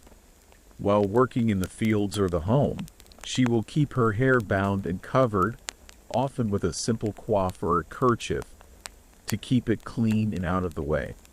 The principle, however, remains the same. Visible hair is for maidens, and covered hair is for wives. This transition from displayed hair to hidden hair marks a fundamental shift in how your beauty and status are displayed. As a maiden, your hair itself was your primary asset. As a wife, the hair is gone, and so the headwear itself becomes the new status symbol.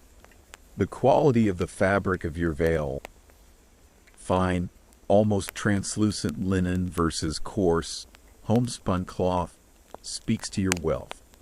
The complexity of your wimple and the number of pins required to hold it in place, pins were often expensive, are subtle but clear signals of your family's standing in the community. You have traded the natural beauty of your hair for the constructed beauty of your headwear, a new language of social signaling that is just as complex and just as important as the one you have left behind. Your hair goes from being your greatest asset to being a state secret overnight. The only person who sees it is your husband, and perhaps your cat, but the cat isn't talking. This new life, defined by a complex architecture of linen headwear, was not without its nuances and has been the subject of considerable scholarly debate. Historians who study the daily life of the medieval period continue to argue about the practical application of these strict hair covering rules.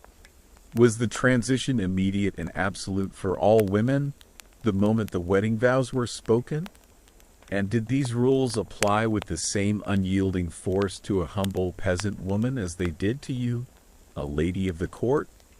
For the nobility, whose lives were lived in the public eye, the rules were likely very strict.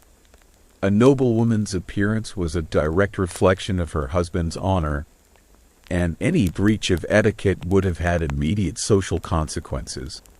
But for the peasant woman, who spent her days engaged in hard, sweaty physical labor, the reality might have been more flexible. While she would certainly have covered her hair for church or for a village festival, would she have worn a full, restrictive wimple while mucking out an animal stall or stooping to harvest vegetables in the summer heat?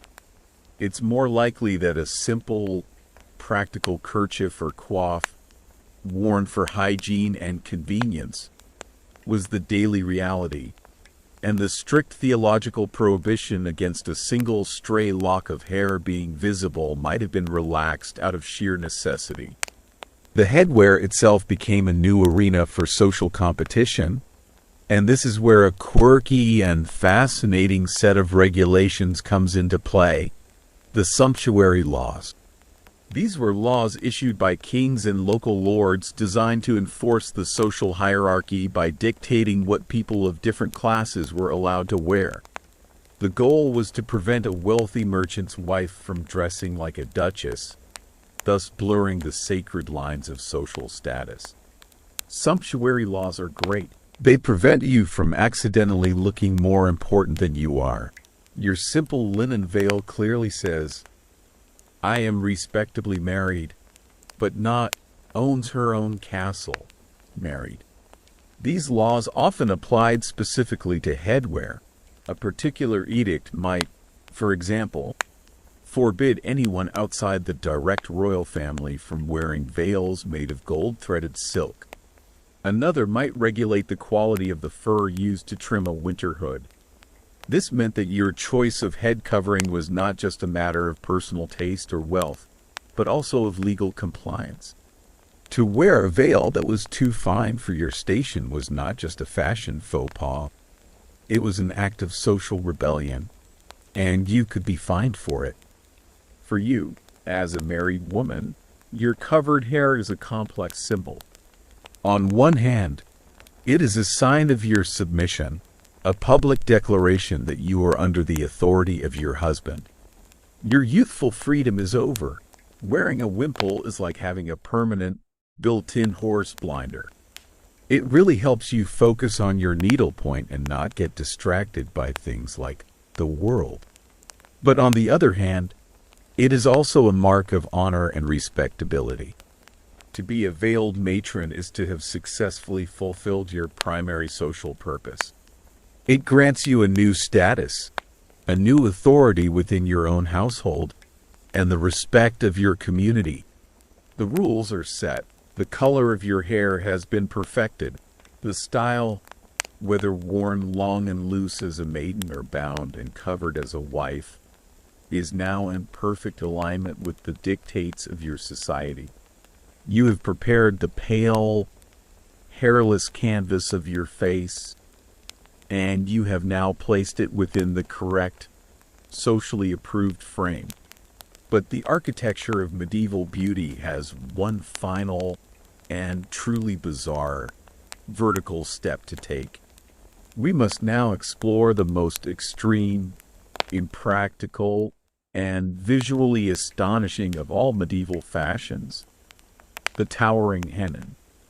You have learned and mastered the intricate rules of hair. Its color is a virtuous gold, and its style, or lack thereof, hidden beneath a wimple, is a clear and constant proclamation of your marital status. The face is a pale canvas, the hair a modest frame. But the architecture of medieval beauty has one final and truly bizarre vertical step to take. In the highly competitive world of the 15th century noble court, it is not enough to be beautiful. You must be tall, and if nature has not blessed you with a towering stature, fashion will provide it. You must now explore the most extreme, impractical, and visually astonishing of all medieval fashions, the towering Hennin. The underlying principle of high-status fashion in your era is verticality. The goal is to create a long, slender, and impossibly elegant silhouette, a shape that stretches towards the heavens and visually separates you from the squat, earthbound forms of the peasantry. This ideal is reflected in the architecture that surrounds you.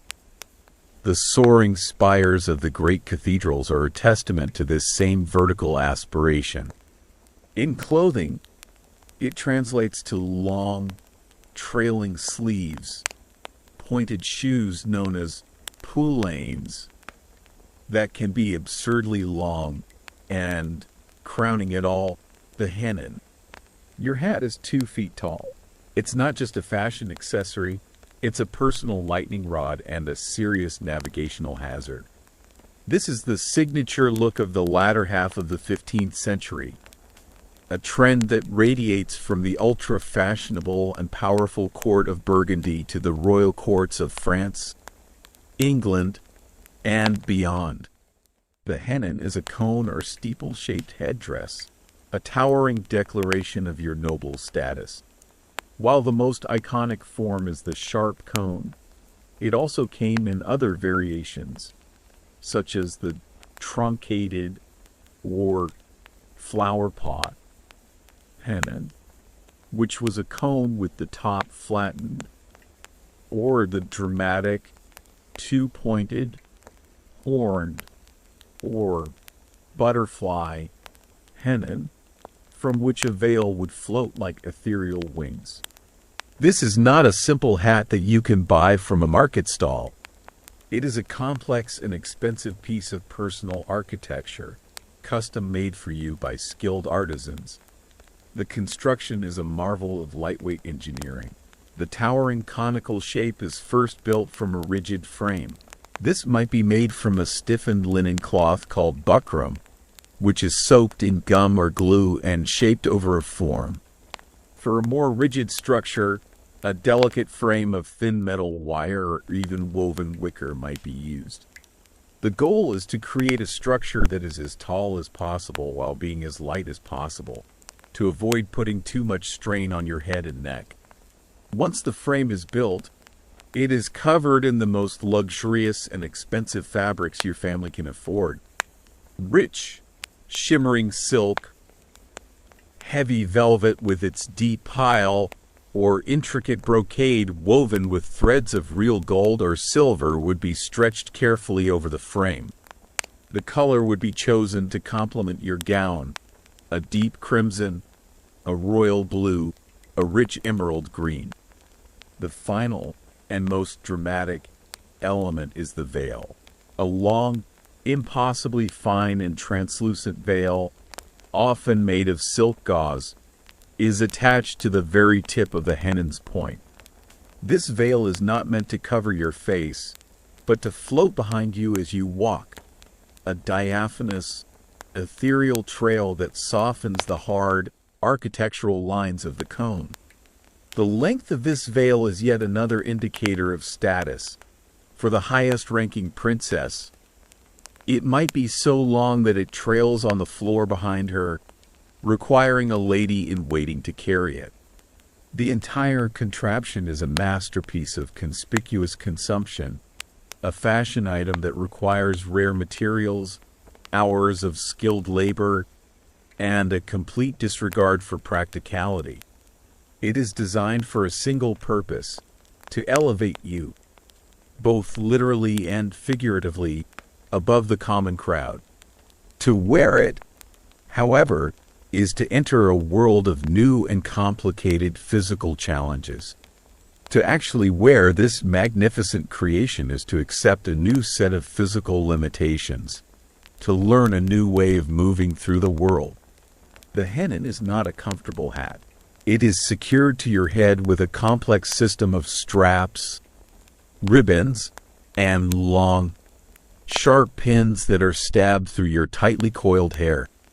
The entire contraption is precarious, a constant, gentle weight that you must balance with every step.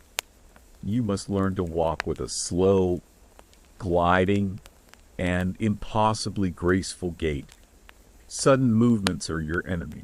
A quick turn of the head could send your 2-foot steeple toppling to the ground in a humiliating clatter of wire and silk, a moment of social catastrophe.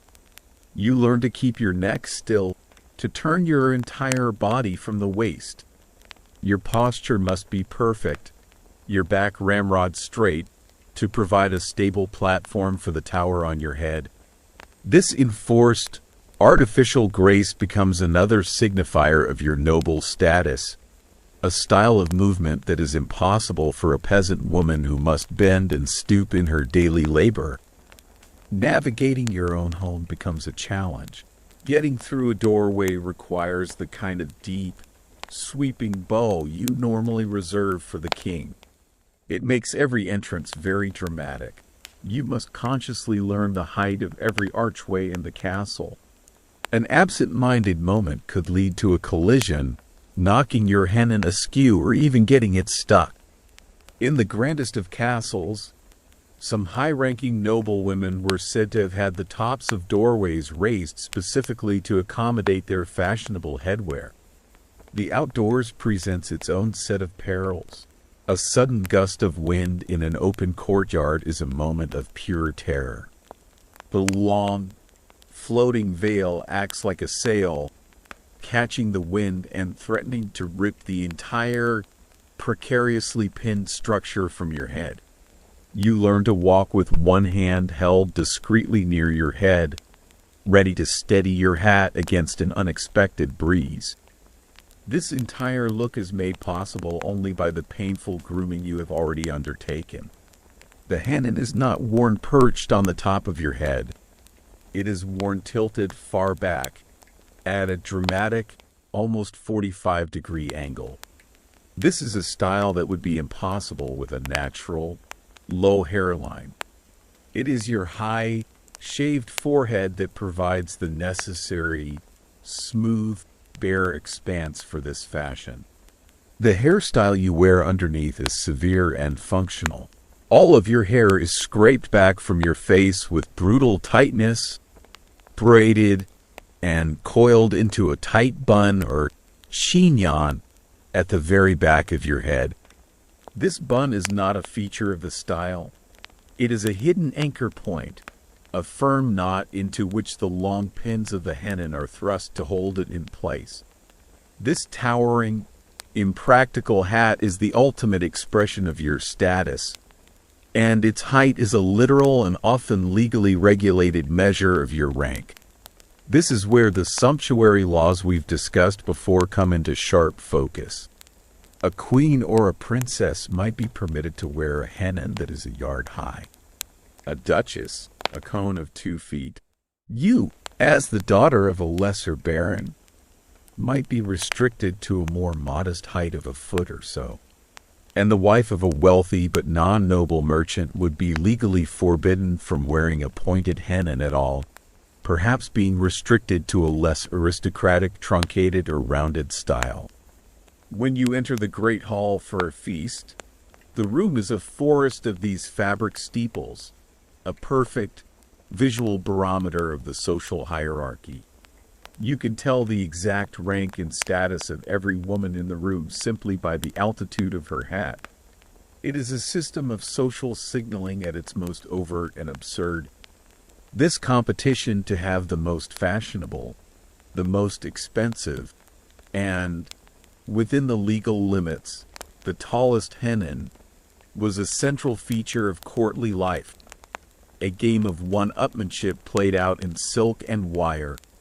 This extreme and impractical fashion reached its absolute zenith in the powerful and ostentatious court of Burgundy in the 15th century.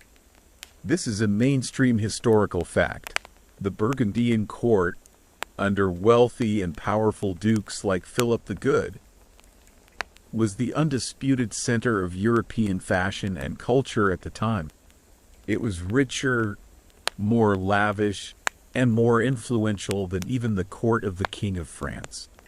The styles that emerged from Burgundy, the pointed shoes, the rich velvets, and above all, the towering Hennin, were the trends that every noble house in Europe sought to emulate. The Hennin was not just a hat, it was a passport into the exclusive world of high fashion. But not everyone was a fan of this towering trend. The church, in particular, viewed the Hennin with a mixture of scorn and outright fury. Moralists and preachers saw it as the ultimate symbol of female pride and vanity, one of the 7 deadly sins. The priest says your hat is a satanic steeple, but it's just a really good way to make sure no one stands too close to you at a feast. Sermons were preached against these horned or steepled headdresses, with some clerics claiming that the points were like the devil's horns, and that the wide, butterfly-style Hennins created gateways to hell, through which demons could enter the world. This condemnation sometimes boiled over into active public protest, a quirky and shocking chapter in the history of fashion. In the 1420s, a famously charismatic Carmelite friar named Thomas Connect traveled through France and Flanders, preaching with a fiery passion against the Hennin. He would get his congregation so worked up that he reportedly offered indulgences, time off from purgatory, to any child who would chase after a noblewoman wearing a hennin and harass her, shouting insults and throwing stones or mud to try and knock the offensive hat from her head. For a time, it was said that women were afraid to wear their hennins in public for fear of being set upon by a mob of pious, stone-throwing children. The origin of this strange and controversial fashion is still a matter of scholarly debate. Fashion historians have long argued about its inspiration. Was the hennin a purely European invention? An organic, if extreme, evolution of the simpler conical caps and steeple hats that had been worn in earlier periods, pushed to ever greater heights by the competitive peacocking of the Burgundian court? Or was it inspired by a foreign influence? Some scholars have suggested that the hennin might be a European interpretation of the tall, elaborate headdresses worn by Mongol noblewomen, which European travelers like Marco Polo would have seen and described in their accounts of the East. Whatever its origin, like all extreme fashions, the hennin's reign was destined to be short-lived. By the end of the 15th century and the beginning of the 16th, the style began to fall out of favor, replaced by lower, heavier, and more modest forms of headwear like the English gable hood or the French hood. But for a few glittering, impractical decades, it was the absolute pinnacle of aristocratic beauty. It was a fashion that perfectly encapsulated the values of its time and class. It was a symbol of status so powerful that you were willing to endure physical discomfort, social ridicule, and the wrath of the church to wear it. It was a testament to a life of such leisure that you could afford to be a beautiful, impractical, and perfectly balanced work of art. The hennin was the ultimate crown of the medieval beauty ideal, a towering, silken statement that, for all its absurdity, left no one in any doubt of who you were. The towering, architectural marvel of the hennin has elevated you, literally and figuratively, creating a silhouette that is impossibly tall, slender, and aristocratic. It is the crowning statement of a look that is all about verticality and grace. But this elaborate external scaffolding of fashion is meaningless if the body within does not conform to the same strict and demanding ideal. Now, we must look past the silks and velvets to the very flesh and bone beneath, to the preferred female form of the medieval world, an ideal that values the ethereal over the earthly and delicacy over durability. First, you must erase from your mind the modern athletic ideal of a toned, strong, and healthy-looking body. In your world, visible muscle is the mark of a peasant. A woman with strong arms, broad shoulders, and sturdy legs is a woman who works, and to work is to be of a lower class. Her body is a tool for labor. Your body, as a noble woman, must be an ornament for display. The goal is to cultivate a physique that speaks of a life of absolute leisure, a body that has never had to haul water, knead dough, or bend over in a field. The ideal body shape is graceful famine victim. Strong is for oxen and peasants. The fashionable form you aspire to is slim, soft, and willowy. You should have narrow, sloping shoulders and a long, slender neck, like the stem of a flower. Your breasts are not large or prominent, but small, high, and set wide apart. Your arms and legs are slender and pale. And then we come to the most distinctive and often misunderstood feature of the Gothic ideal, the stomach.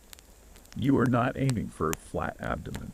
On the contrary, the ideal silhouette requires a gently swelling, high, and rounded belly. In the paintings and tapestries of your time, noble women, and even the Virgin Mary herself, are consistently depicted with this prominent, curved abdomen. This is not a sign of being overweight. It is a carefully cultivated look that symbolizes grace, femininity, and, above all, fertility. In a society where your primary duty is to produce heirs, a rounded stomach is a constant, subtle suggestion of pregnancy, the ultimate fulfillment of your biological and dynastic purpose. To achieve this very specific silhouette, you do not rely on diet alone. You adopt a particular posture that will be known to future art historians as the Gothic slouch, or the S-curve. You stand with your shoulders pushed back and your pelvis tilted forward, causing your back to curve into an elegant S shape.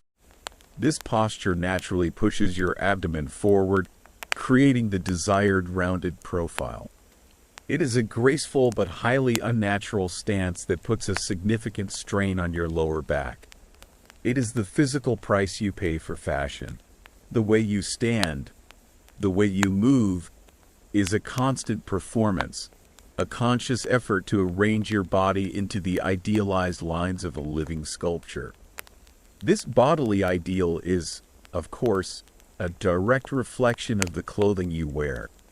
The high-waisted gowns of the late medieval period, which gather just below the bust, are designed to flow down over this curved abdomen, emphasizing the long, unbroken line from chest to floor.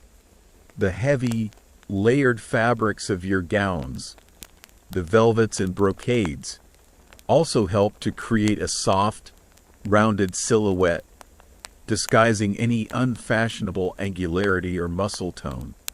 Your body and your clothes work together, a single, unified expression of the ethereal ideal. It is a look that is more spiritual than physical, designed to suggest that you are a creature of the court and the chapel, not of the field or the stable. This ethereal body shape, with its slender limbs and graceful, curved posture, is not something that can be achieved through exercise. In fact, exercise is the very thing you must avoid. The methods for cultivating this ideal form are a regimen of inactivity and a performance of extreme delicacy. Your life as a noble woman is almost entirely sedentary. Your daily tasks are refined and require no physical exertion.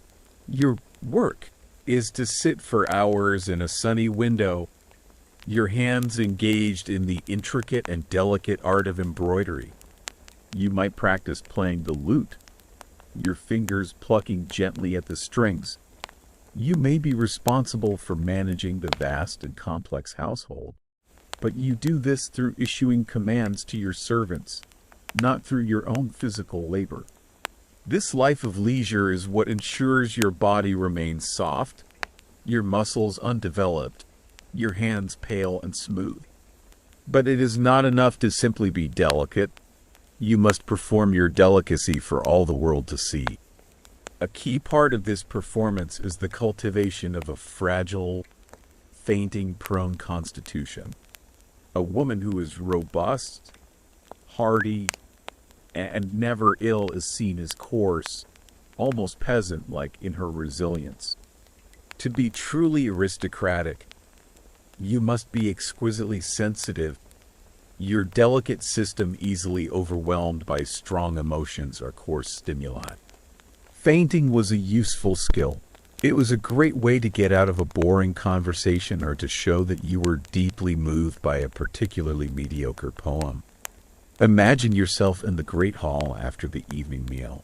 A visiting troubadour is singing a long and tragic ballad of a star-crossed love affair. As he reaches the song's heartbreaking climax, you are expected to be visibly moved. You might let a single, perfect tear trace a path down your lead-whitened cheek. You might press the back of your hand to your high, smooth forehead, your eyes wide with sorrow. And for the ultimate performance of sensitivity, you might close your eyes and allow yourself to gracefully swoon, collapsing elegantly into the waiting arms of your ever-present ladies-in-waiting, who will then rush to revive you with smelling salts.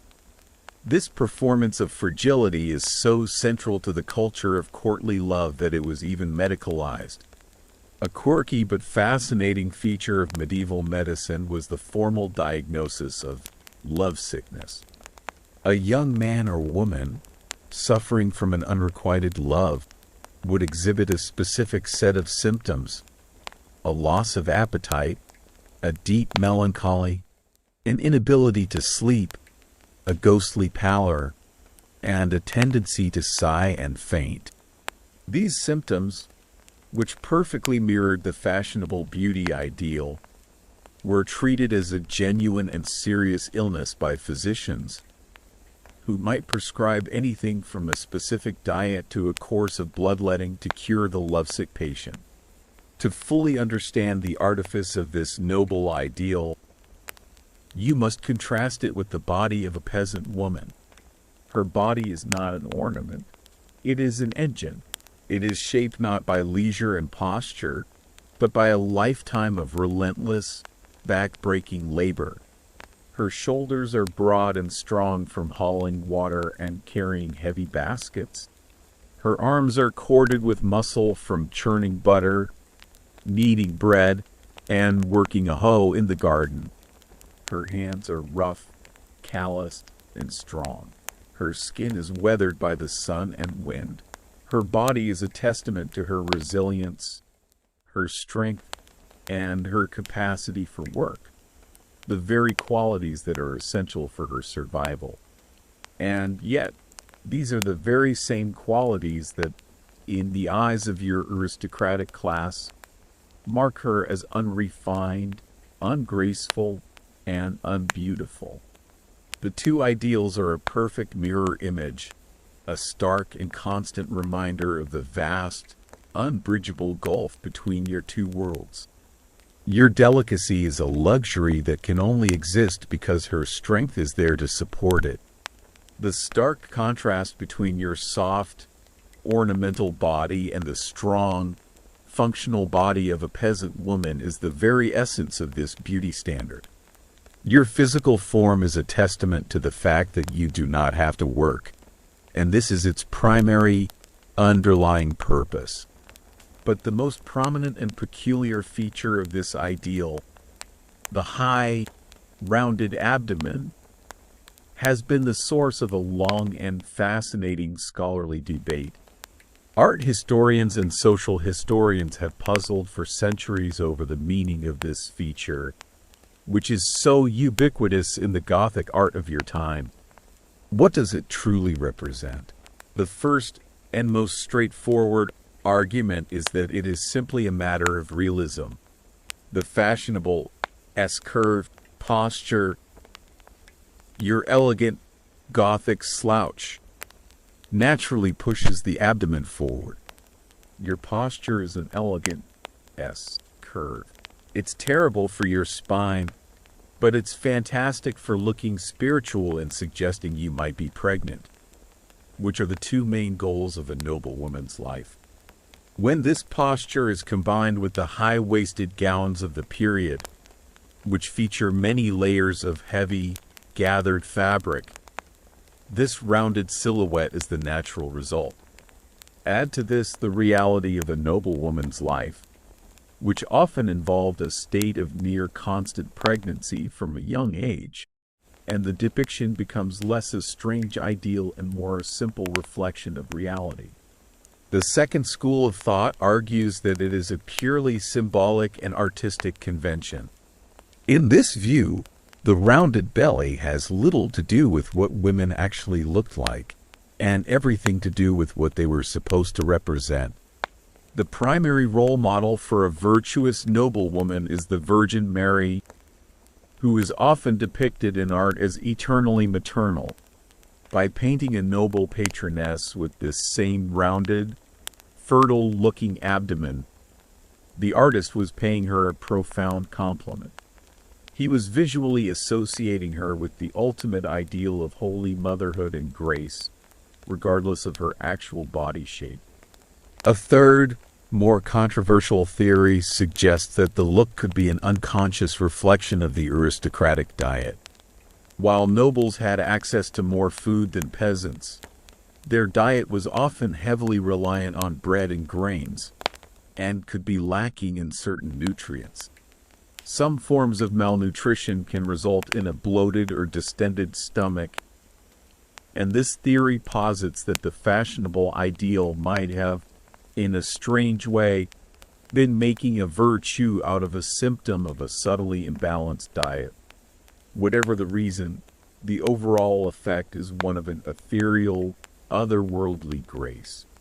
The body you have cultivated through a life of inactivity and a carefully managed posture is the final piece of the external puzzle. It is a body that is perfectly suited to the fashions it is meant to display. It is slim enough for the slender gowns, and its posture creates the perfect, graceful line for the heavy fabrics to flow from. You have now constructed the complete, fashionable woman of the high Middle Ages. Your skin is a luminous, poisonous white. Your forehead is a high, shaved, and intelligent dome. Your cheeks and lips are touched with a subtle, dangerous flush. Your head is crowned with a towering, impractical Hennin, and your body is a soft, slender, and ethereal vessel that speaks of a life entirely removed from physical toil. You are a walking, breathing, and occasionally fainting work of art. But our journey into the strange world of medieval beauty is not quite over. We must now look closer into the very windows of the soul to understand the ideals that govern the most expressive and emotionally significant feature of all, your eyes. You have constructed the perfect medieval woman. Your body is an ethereal, graceful silhouette. Your head is a tower of fashionable and practicality. Your face is a flawless, pale canvas, framed by a high, noble forehead and brought to life with the faintest, most virtuous blush. The grand, external architecture of your beauty is complete. But now, we must look closer into the very features that are said to be the windows to the soul. We must understand the subtle, powerful, and deeply symbolic ideals that govern the most expressive feature of all, your eyes. In a world that values the spiritual over the physical, the eyes hold immense importance. They are not just organs of sight. They are the primary communicators of your inner state, your virtue, your piety, and your emotional sensitivity. The ideal eye is not necessarily defined by a specific color, though the pale, gray-blue eyes celebrated in courtly romances are certainly prized. Rather, the ideal is defined by its expression and appearance. Your eyes should be large, clear, and luminous, appearing moist or glossy, as if perpetually on the verge of tears from some deep, spiritual contemplation. The ideal gaze is not direct, bold, or challenging. That would be seen as immodest and brazen. Instead, you are taught from childhood to cultivate a demure, downcast gaze. You learn to look at the world from under your eyelashes, to lower your eyes when you are being spoken to, especially by a man. This is a performance of modesty and submission, a key part of the code of feminine conduct. Your flirting technique is the demure but soulful glance. It's a complex maneuver that's one part piety, one part strategic eyelash fluttering. This lowered gaze, however, has a powerful secondary effect. When you do lift your eyes to make a brief, fleeting moment of contact, the effect is all the more potent. The upward glance from a lowered head makes your eyes appear larger, more soulful, and more mysterious. It is a subtle but powerful tool in the art of nonverbal communication. The very environment you inhabit helps to create this ideal. Your life is lived not in the harsh, even light of the modern world, but in the dramatic, high-contrast light of the medieval castle. The great hall is illuminated by the flickering, dancing light of the central hearth and the soft, wavering glow of beeswax candles. This dim, warm light naturally causes the pupils of your eyes to dilate, making them appear larger, darker, and deeper. The shadows that play across your face help to create an illusion of depth and mystery. The world you live in is a natural filter, a permanent soft focus lens that enhances the very qualities that your culture finds most beautiful. But to rely on posture and lighting alone is not always enough. You want to give nature a helping hand, to enhance the beauty of your eyes in a way that is effective, yet so subtle as to be completely deniable. Overt makeup around the eyes, dark lines, colored powders, is the ultimate taboo. It is the undeniable mark of the harlot, the actress, or the foreign infidel. The sermons you hear in church are explicit on this point. To paint your eyes is to create a false and lustful face, a direct invitation to sin. So, any enhancement you make must be a secret, a trick that leaves no obvious trace. Your primary tool for this is soot. At night, in the privacy of your chamber, you might take a fine sewing needle or a tiny, sharpened twig.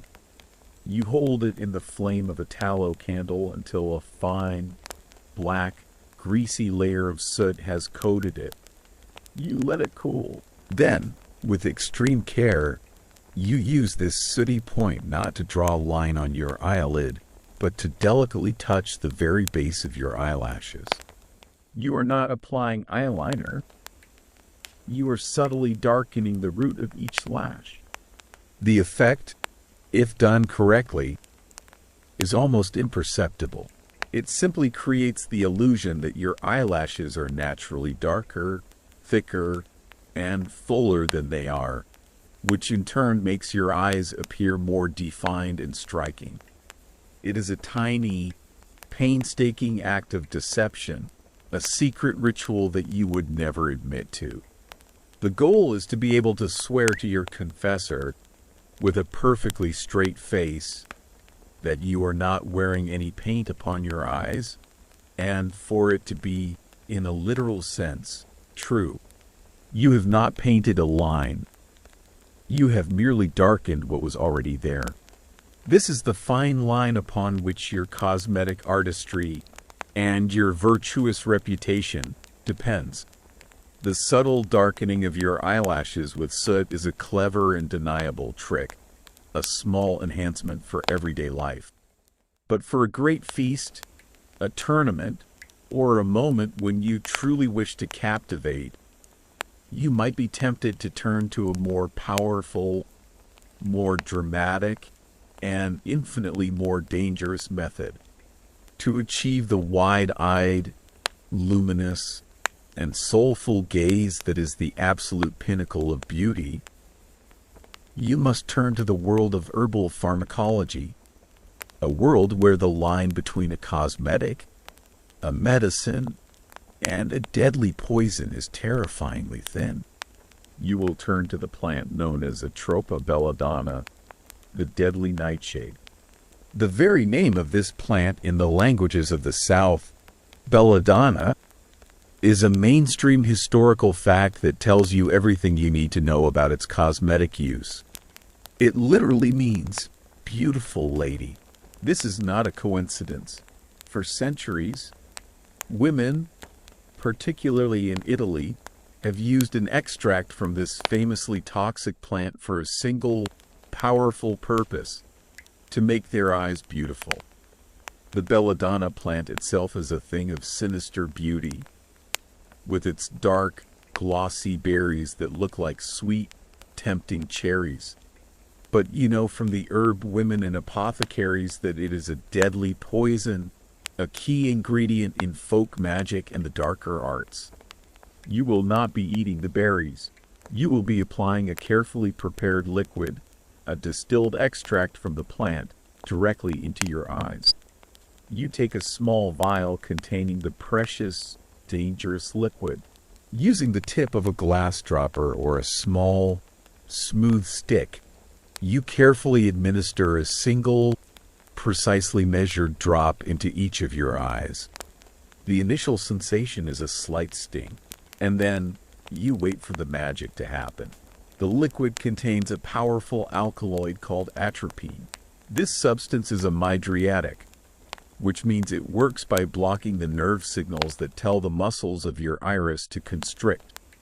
Your pupils, freed from this control, begin to expand. Within half an hour, the transformation is complete and astounding. Your pupils have dilated to their maximum extent, swallowing up the colored part of your iris until only a thin ring remains. Your eyes have become two huge, dark, luminous pools. The effect is hypnotic. The dramatic, wide-eyed look makes you appear innocent, surprised, and deeply soulful. It gives your gaze an intensity and a depth that is utterly captivating. In the dim, flickering candlelight of the great hall, your eyes now seem to glow with a mysterious inner light. You have achieved the perfect, beautiful, wide-eyed gaze of a romantic heroine. But this stunning beauty comes at an immediate and debilitating price. Belladonna eye drops make your eyes look huge and beautiful, with the minor side effect that you can no longer see anything clearly. It's a great look for someone who doesn't need to do anything practical, like walking or identifying the person they're talking to. The pupil's function is to regulate light and to help the lens of the eye focus. With your pupils now locked in a state of permanent, wide-open surprise, your ability to focus is gone. The entire world dissolves into a soft, impressionistic, and deeply frustrating blur. You cannot read. You cannot do embroidery. You can barely recognize the face of the person standing a few feet in front of you. You have also made yourself incredibly sensitive to light. To step out into a sunny courtyard would be an experience of pure, blinding agony. You are forced to remain indoors, in the most deeply shadowed corners of the castle, your beautiful but now useless eyes shielded from the painful light. And then there is the ever-present risk of death. Belladonna is, after all, deadly nightshade. The dose makes the poison, and the line between a cosmetic dose and a lethal one is terrifyingly fine. If the apothecary who prepared your eye drops made a small error in its dilution, or if you accidentally administered a drop too many, you would quickly begin to experience the symptoms of systemic poisoning. Your mouth would become painfully dry. Your heart would begin to race. You might become confused, disoriented, and begin to hallucinate, seeing terrifying visions. A larger dose would lead to paralysis, convulsions, and a final, breathless darkness.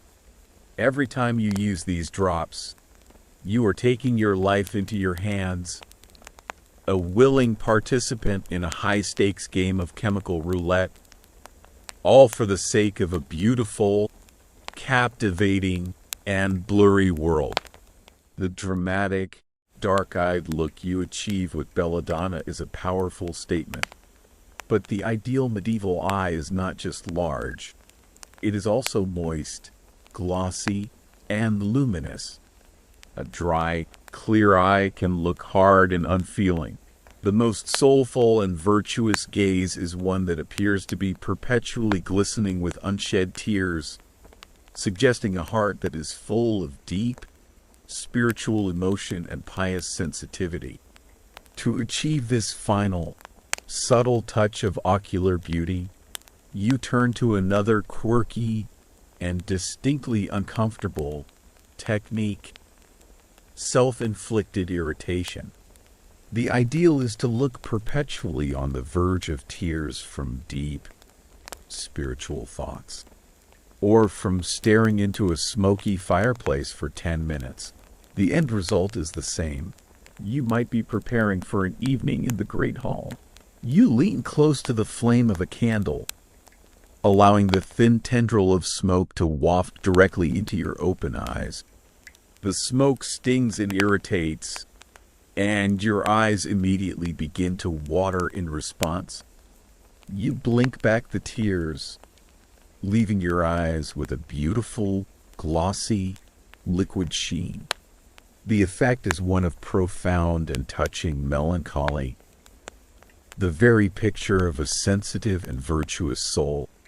This collection of techniques, the subtle use of soot, the dangerous application of belladonna, and the deliberate irritation of the eye, raises a question that historians continue to debate.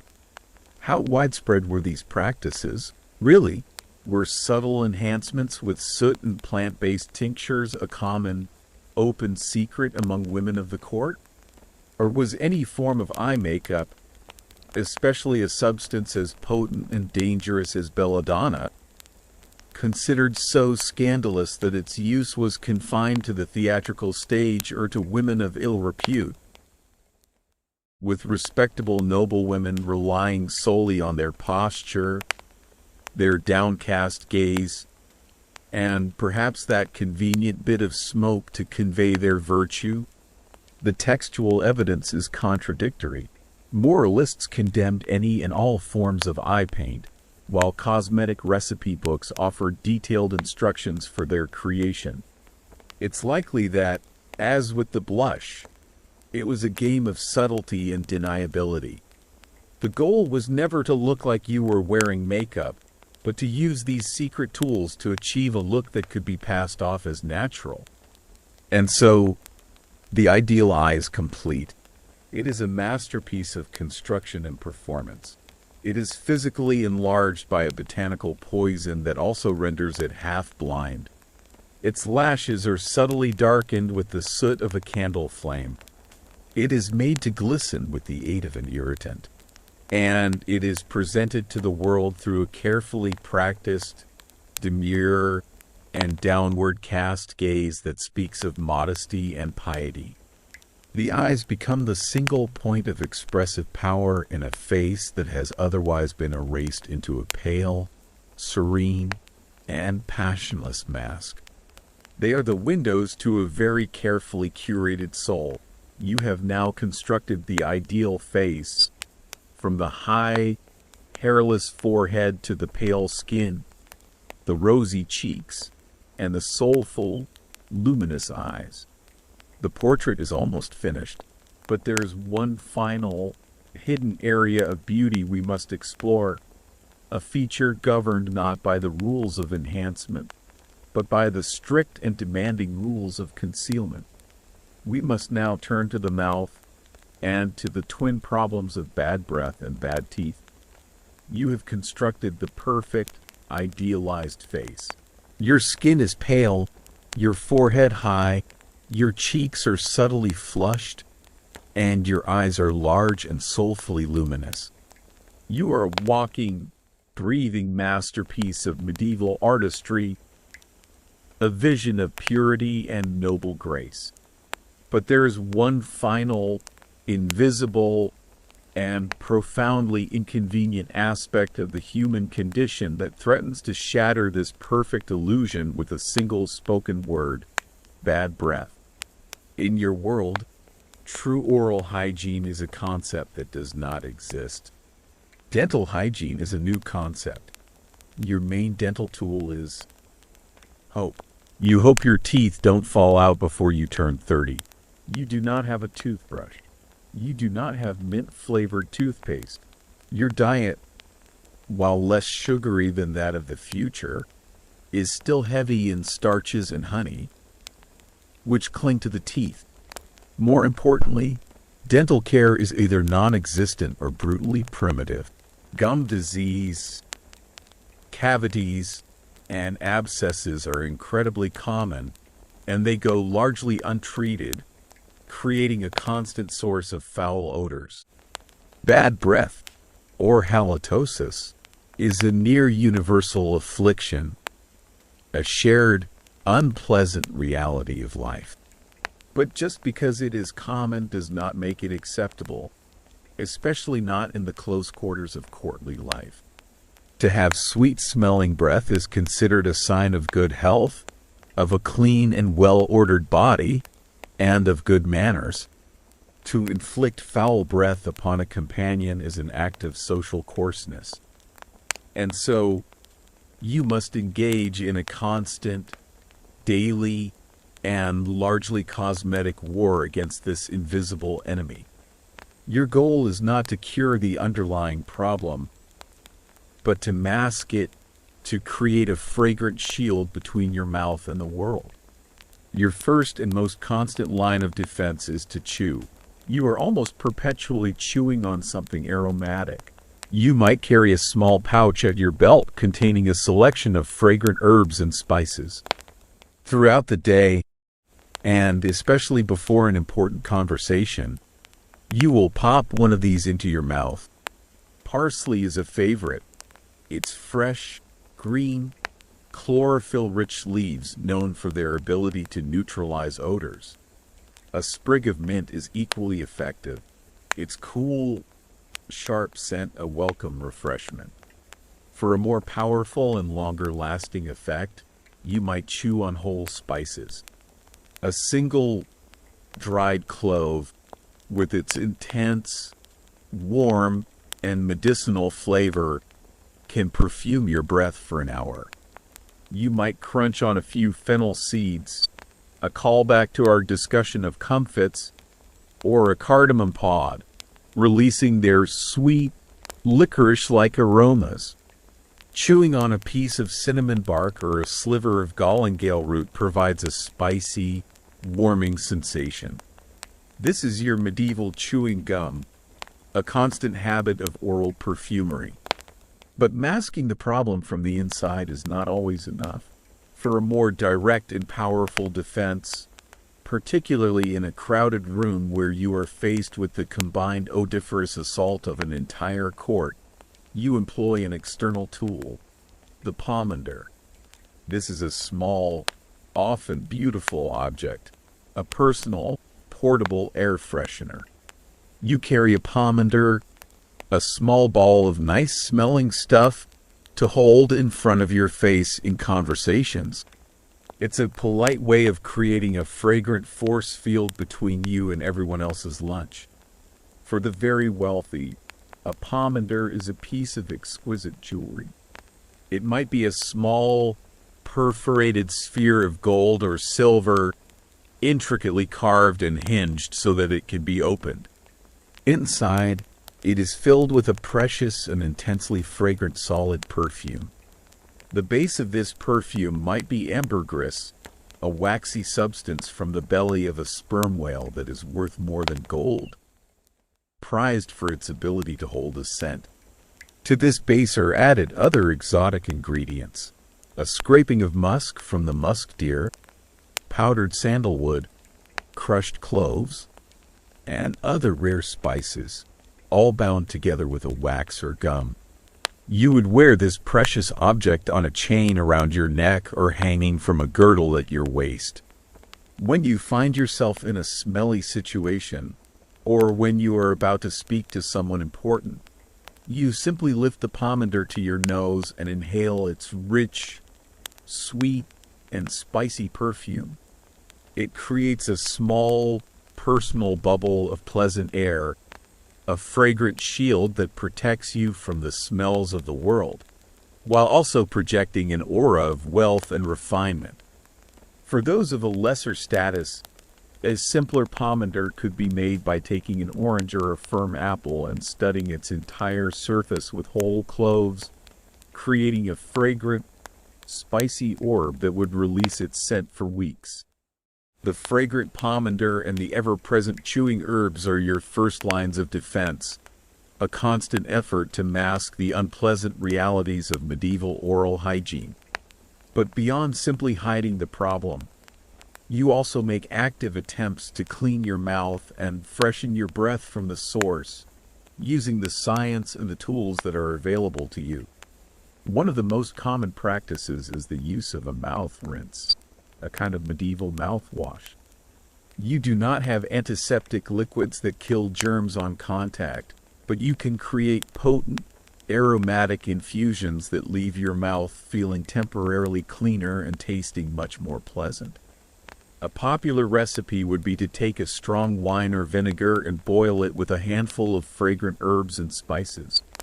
You might use mint for its cool freshness, rosemary for its pine-like sharpness, or parsley to neutralize odors. A few whole cloves could be added for their warm, medicinal flavor. The mixture is then allowed to cool and strained. You would take a mouthful of this infused liquid and swish it vigorously around your mouth before spitting it out. Your mouthwash is basically wine with some mint leaves in it. It doesn't kill germs, but after a few swigs, you stop caring about germs. The acidity of the wine or vinegar, combined with the strong flavors of the herbs, provides a powerful, if fleeting, sensation of freshness. It is a daily ritual, something you might do in the morning to wash away the foul taste of sleep, or in the evening to rinse away the lingering flavors of your meal. Beyond rinsing, you also make a direct effort to clean the surfaces of your teeth. The most basic method, available to everyone, is to use a simple piece of rough linen cloth. You wrap it around your finger and rub your teeth firmly, working to physically dislodge any trapped food particles and to scrub away the film of plaque that builds up. To make this process more effective, you might dip the cloth into a tooth powder. These powders are abrasive substances designed to scour the teeth clean. Common recipes include simple, powdered salt or finely ground chalk. More abrasive and more damaging to the enamel are powders made from crushed animal bones, powdered eggshells, or even pulverized bits of pottery or coral. Powdered charcoal is also used, valued for its ability to absorb odors and for its dark color, which, through contrast, was believed to make the teeth look whiter. The closest you come to a modern toothbrush is a wonderfully simple and effective tool, the chew stick. This is a mainstream historical practice, a form of dental hygiene used across many cultures for thousands of years. You take a small, green twig from a specific type of tree. Hazel and dogwood are common choices, but the most prized material is the root of the licorice plant, which has a pleasant, sweet taste and natural antibacterial properties. You take the twig and chew on one end. As you chew, the tough wood fibers begin to fray and separate, creating a soft, bristly brush. You then use this fibrous end to scrub your teeth, much like a toothbrush. The other end of the stick can be sharpened to a point to be used as a toothpick. It is an ingenious, all-in-one, and entirely biodegradable dental tool. But despite all these earnest efforts, the herbal rinses, the abrasive powders, and the chew sticks, you are fighting a losing battle. Your world has no understanding of the bacterial causes of tooth decay and gum disease. You do not know the specific damage that sugary and starchy foods inflict. There is no fluoride, no professional dental cleaning, no way to treat a cavity once it has begun. All of your efforts are focused on the symptoms, the bad taste, the unpleasant smell, the visible grime, rather than the root cause. They are a constant, laborious, and ultimately ineffective attempt to hold back the inevitable tide of dental decay that afflicts almost everyone in your world. The constant effort you put into cleaning your mouth with its rinses and powders and sticks shows a deep and desperate desire for what your world calls a sweet breath. This desire was so important that it even found its way into the quirky and secretive world of folk magic and love charms. Many so-called love potions from your time, when you read their recipes, turn out to be not magical concoctions at all, but highly potent and practical breath fresheners. A book of secrets might offer a charm to make a lady look kindly upon you. The instructions will tell you to take a strong wine and infuse it with cloves, cinnamon, and galangal, and to drink a small amount just before you plan to speak with her. Another might instruct you to chew on a piece of orris root, a rhizome known for its powerful, violet-like scent. The magic is not a supernatural enchantment. It is the simple, practical magic of not having repulsive breath during a rare moment of close conversation. It is a charming and deeply human insight, a reminder that even in a world of superstition, some of the best magic is good hygiene. This entire collection of practices, from the pomander to the chew stick to the love charm, is the subject of a fascinating scholarly debate. Historians of medicine and hygiene argue about the true mindset behind these actions. Were these practices genuinely perceived as hygienic, in a way we might understand, with a concept of actually cleaning away a harmful substance? Or were they almost entirely cosmetic, focused solely on masking the symptoms, the bad smell and the foul taste, rather than treating the cause, reflecting a pre-scientific understanding of the body where bad odors were simply a nuisance to be covered up? The answer is likely that the line was incredibly blurry. You rub your teeth with a cloth and chalk to remove the visible grime, which is an act of cleaning. But the primary motivation is still cosmetic, to make the teeth look whiter and to improve the smell of your mouth. There is no understanding that this act is removing a layer of destructive, acid-producing bacteria. You are simply treating the unpleasant symptom, not the underlying disease. And so, you are engaged in a constant and ultimately failing battle. You live in a world of fragrant masks. You wear the literal mask of white lead on your skin to project an image of purity and status. And you create a constant, fragrant mask of herbs, spices, and wine to hide the unpleasant reality of your oral health. You are an expert in the art of the cover-up. But there is one final aspect of this problem that cannot be masked with a spice or a rinse. It is the source of the problem itself, the teeth.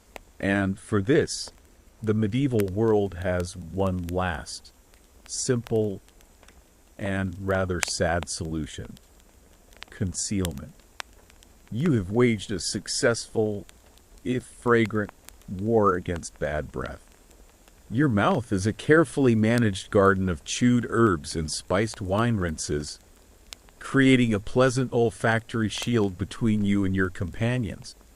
But this fragrant mask hides a deeper, more visible, and far more intractable problem: the state of your teeth.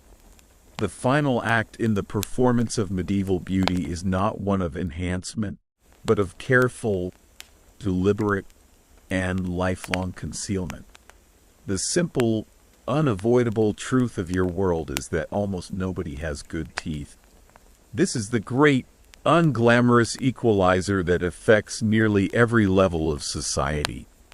A lifetime of a coarse, starchy diet, the lack of effective cleaning methods, and a complete absence of preventative or restorative dentistry means that the average mouth is a landscape of dental catastrophe. Teeth are commonly yellowed, crooked, worn down to stumps by gritty bread, and marked by cavities.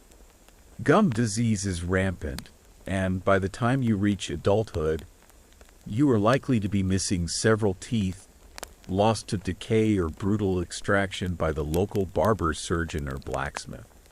In a world where dental perfection is a near impossibility, the most logical and elegant solution is to simply not show your teeth. Ever. And so, the wide, toothy, open-mouthed grin that your descendants will see as a sign of warmth, happiness, and honesty is, in your time, considered utterly vulgar. To smile with your teeth showing is the act of a peasant, a simpleton, a drunkard in a tavern, or a fool in a play. It is an uncontrolled, uncivilized, almost animalistic expression, a complete failure of aristocratic self-restraint. The fashionable, noble, and beautiful smile is a small, subtle, and mysterious thing. It is a slight, gentle, closed-mouth curve of the lips. It is a look of serene contentment, of quiet amusement, of Mona Lisa-like ambiguity. This expression is the height of elegance. It communicates a calm and controlled inner spirit. It projects an aura of mystery, and most practically, it keeps your dental reality a closely guarded secret. Smiling with your teeth is a power move reserved for people who have at least 6 of them still in their original positions. You practice this look in your polished metal mirror. You learn to express happiness, amusement, and pleasure through your eyes, while keeping your mouth in a state of serene, neutral composure. It is a discipline, a form of facial control that is as important to your noble bearing as your straight-backed posture or your graceful, gliding walk. This ideal is powerfully reflected in the art of your time, a mainstream historical fact that is impossible to ignore. Look at the thousands of portraits of medieval and Renaissance nobles. The subjects are serene, pious, and serious, but almost without exception, their mouths are closed. They are not grinning. The rare depiction of an open mouth with visible teeth is almost always reserved for caricatures of the lower classes, for demons in a depiction of hell, or for scenes of madness and chaos. The artistic convention both reflected and reinforced the social ideal, a controlled, virtuous, and beautiful mouth is a closed mouth. The Mona Lisa's famous smile is the ultimate medieval beauty goal. Is she happy? Is she sad? No one knows. But more importantly, no one knows what her teeth look like, and that's a win. This culture of concealment is the primary and most effective solution to the dental crisis. But it does not mean that you make no effort at all to improve the appearance of what lies hidden behind your lips. While a perfect smile is out of reach, a less yellowed tooth is still a desirable goal. And for this, you return to the abrasive powders we discussed earlier. This culture of concealment is your primary strategy. But for those moments when your teeth might be glimpsed, or simply for your own comfort, you do make attempts to improve their appearance. You return to the abrasive tooth powders we mentioned earlier, rubbing your teeth with a rough linen cloth dipped in finely ground salt or chalk. These mild abrasives might scrub away some of the surface stains from wine or food, but they do so at the cost of wearing away the precious, protective enamel of your teeth, leaving them more vulnerable to decay in the long run. A more aggressive approach is to use an acidic rinse. You might swish a mouthful of strong, undiluted vinegar, which has a powerful etching effect that can temporarily make the teeth appear whiter. but which also catastrophically damages the enamel. Some recipes even call for powerful acids used by alchemists, a truly dangerous and destructive method. The desperation for relief from the agony of a toothache, and for the social advantage of a less displeasing smile, led to a host of bizarre and quirky folk remedies. The lack of any real medical understanding of dental health created a world where almost any strange concoction could be seen as a potential cure. A popular toothache cure involves the ashes of a mouse's head. It's unclear if this helps the tooth, but it's certainly a bad day for the mouse. You might be advised to take the head of a mouse, burn it to ash, and mix the resulting powder with honey to create a paste to pack into your aching tooth. The underlying theory for tooth decay in your time is the belief in the tooth worm, a tiny, invisible worm that was thought to burrow into the tooth and gnaw at it from the inside, causing the pain and decay. Many remedies, therefore, were designed to either kill this worm or draw it out. You might be told to inhale the smoke from henbane seeds, a narcotic plant that would produce a tingling sensation and small, worm-like extrusions from the gums, which were actually the plant's seeds, supposedly proving the treatment's success. Even the quest for whiteness had its own strange and unpleasant folk remedies. Some texts suggest that rinsing the mouth with urine was a way to whiten the teeth and strengthen the gums. The ammonia in the urine might have had a very mild bleaching effect, but it is a testament to the extreme lengths you might go to in pursuit of a slightly less yellow smile. Ultimately, you know that these efforts are mostly futile. The powders may offer a temporary brightness, the rinses a fleeting freshness, and the folk remedies a desperate, placebo-like hope, but none of them can halt the inevitable march of decay. The most reliable, effective, and universally practiced solution is the one you have already mastered. The simple, elegant, and modest art of the closed-mouth smile. Your mouth is a carefully guarded secret, its treasures and its tragedies kept hidden behind the serene and virtuous veil of your lips. This focus on concealment, this art of the closed-mouth smile, raises a deeper question for historians, a final scholarly debate about the medieval mindset. Was this ideal driven purely by the practical and aesthetic need to hide the widespread and unfortunate reality of poor dental health? Was it simply a case of a society collectively agreeing not to show their teeth because, for the most part, their teeth were not pleasant to look at? Or was there a deeper, more philosophical or even spiritual motivation at play? Some historians argue that the ideal was rooted in a theological belief system that saw the mouth as a powerful gateway.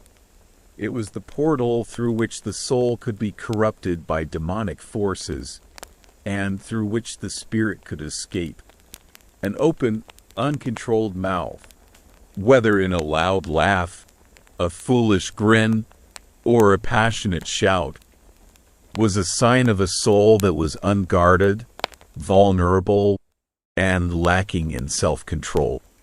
A closed, serene mouth, therefore, was the sign of a virtuous, pious, and spiritually fortified soul, one that kept its gates firmly shut against the temptations of the world.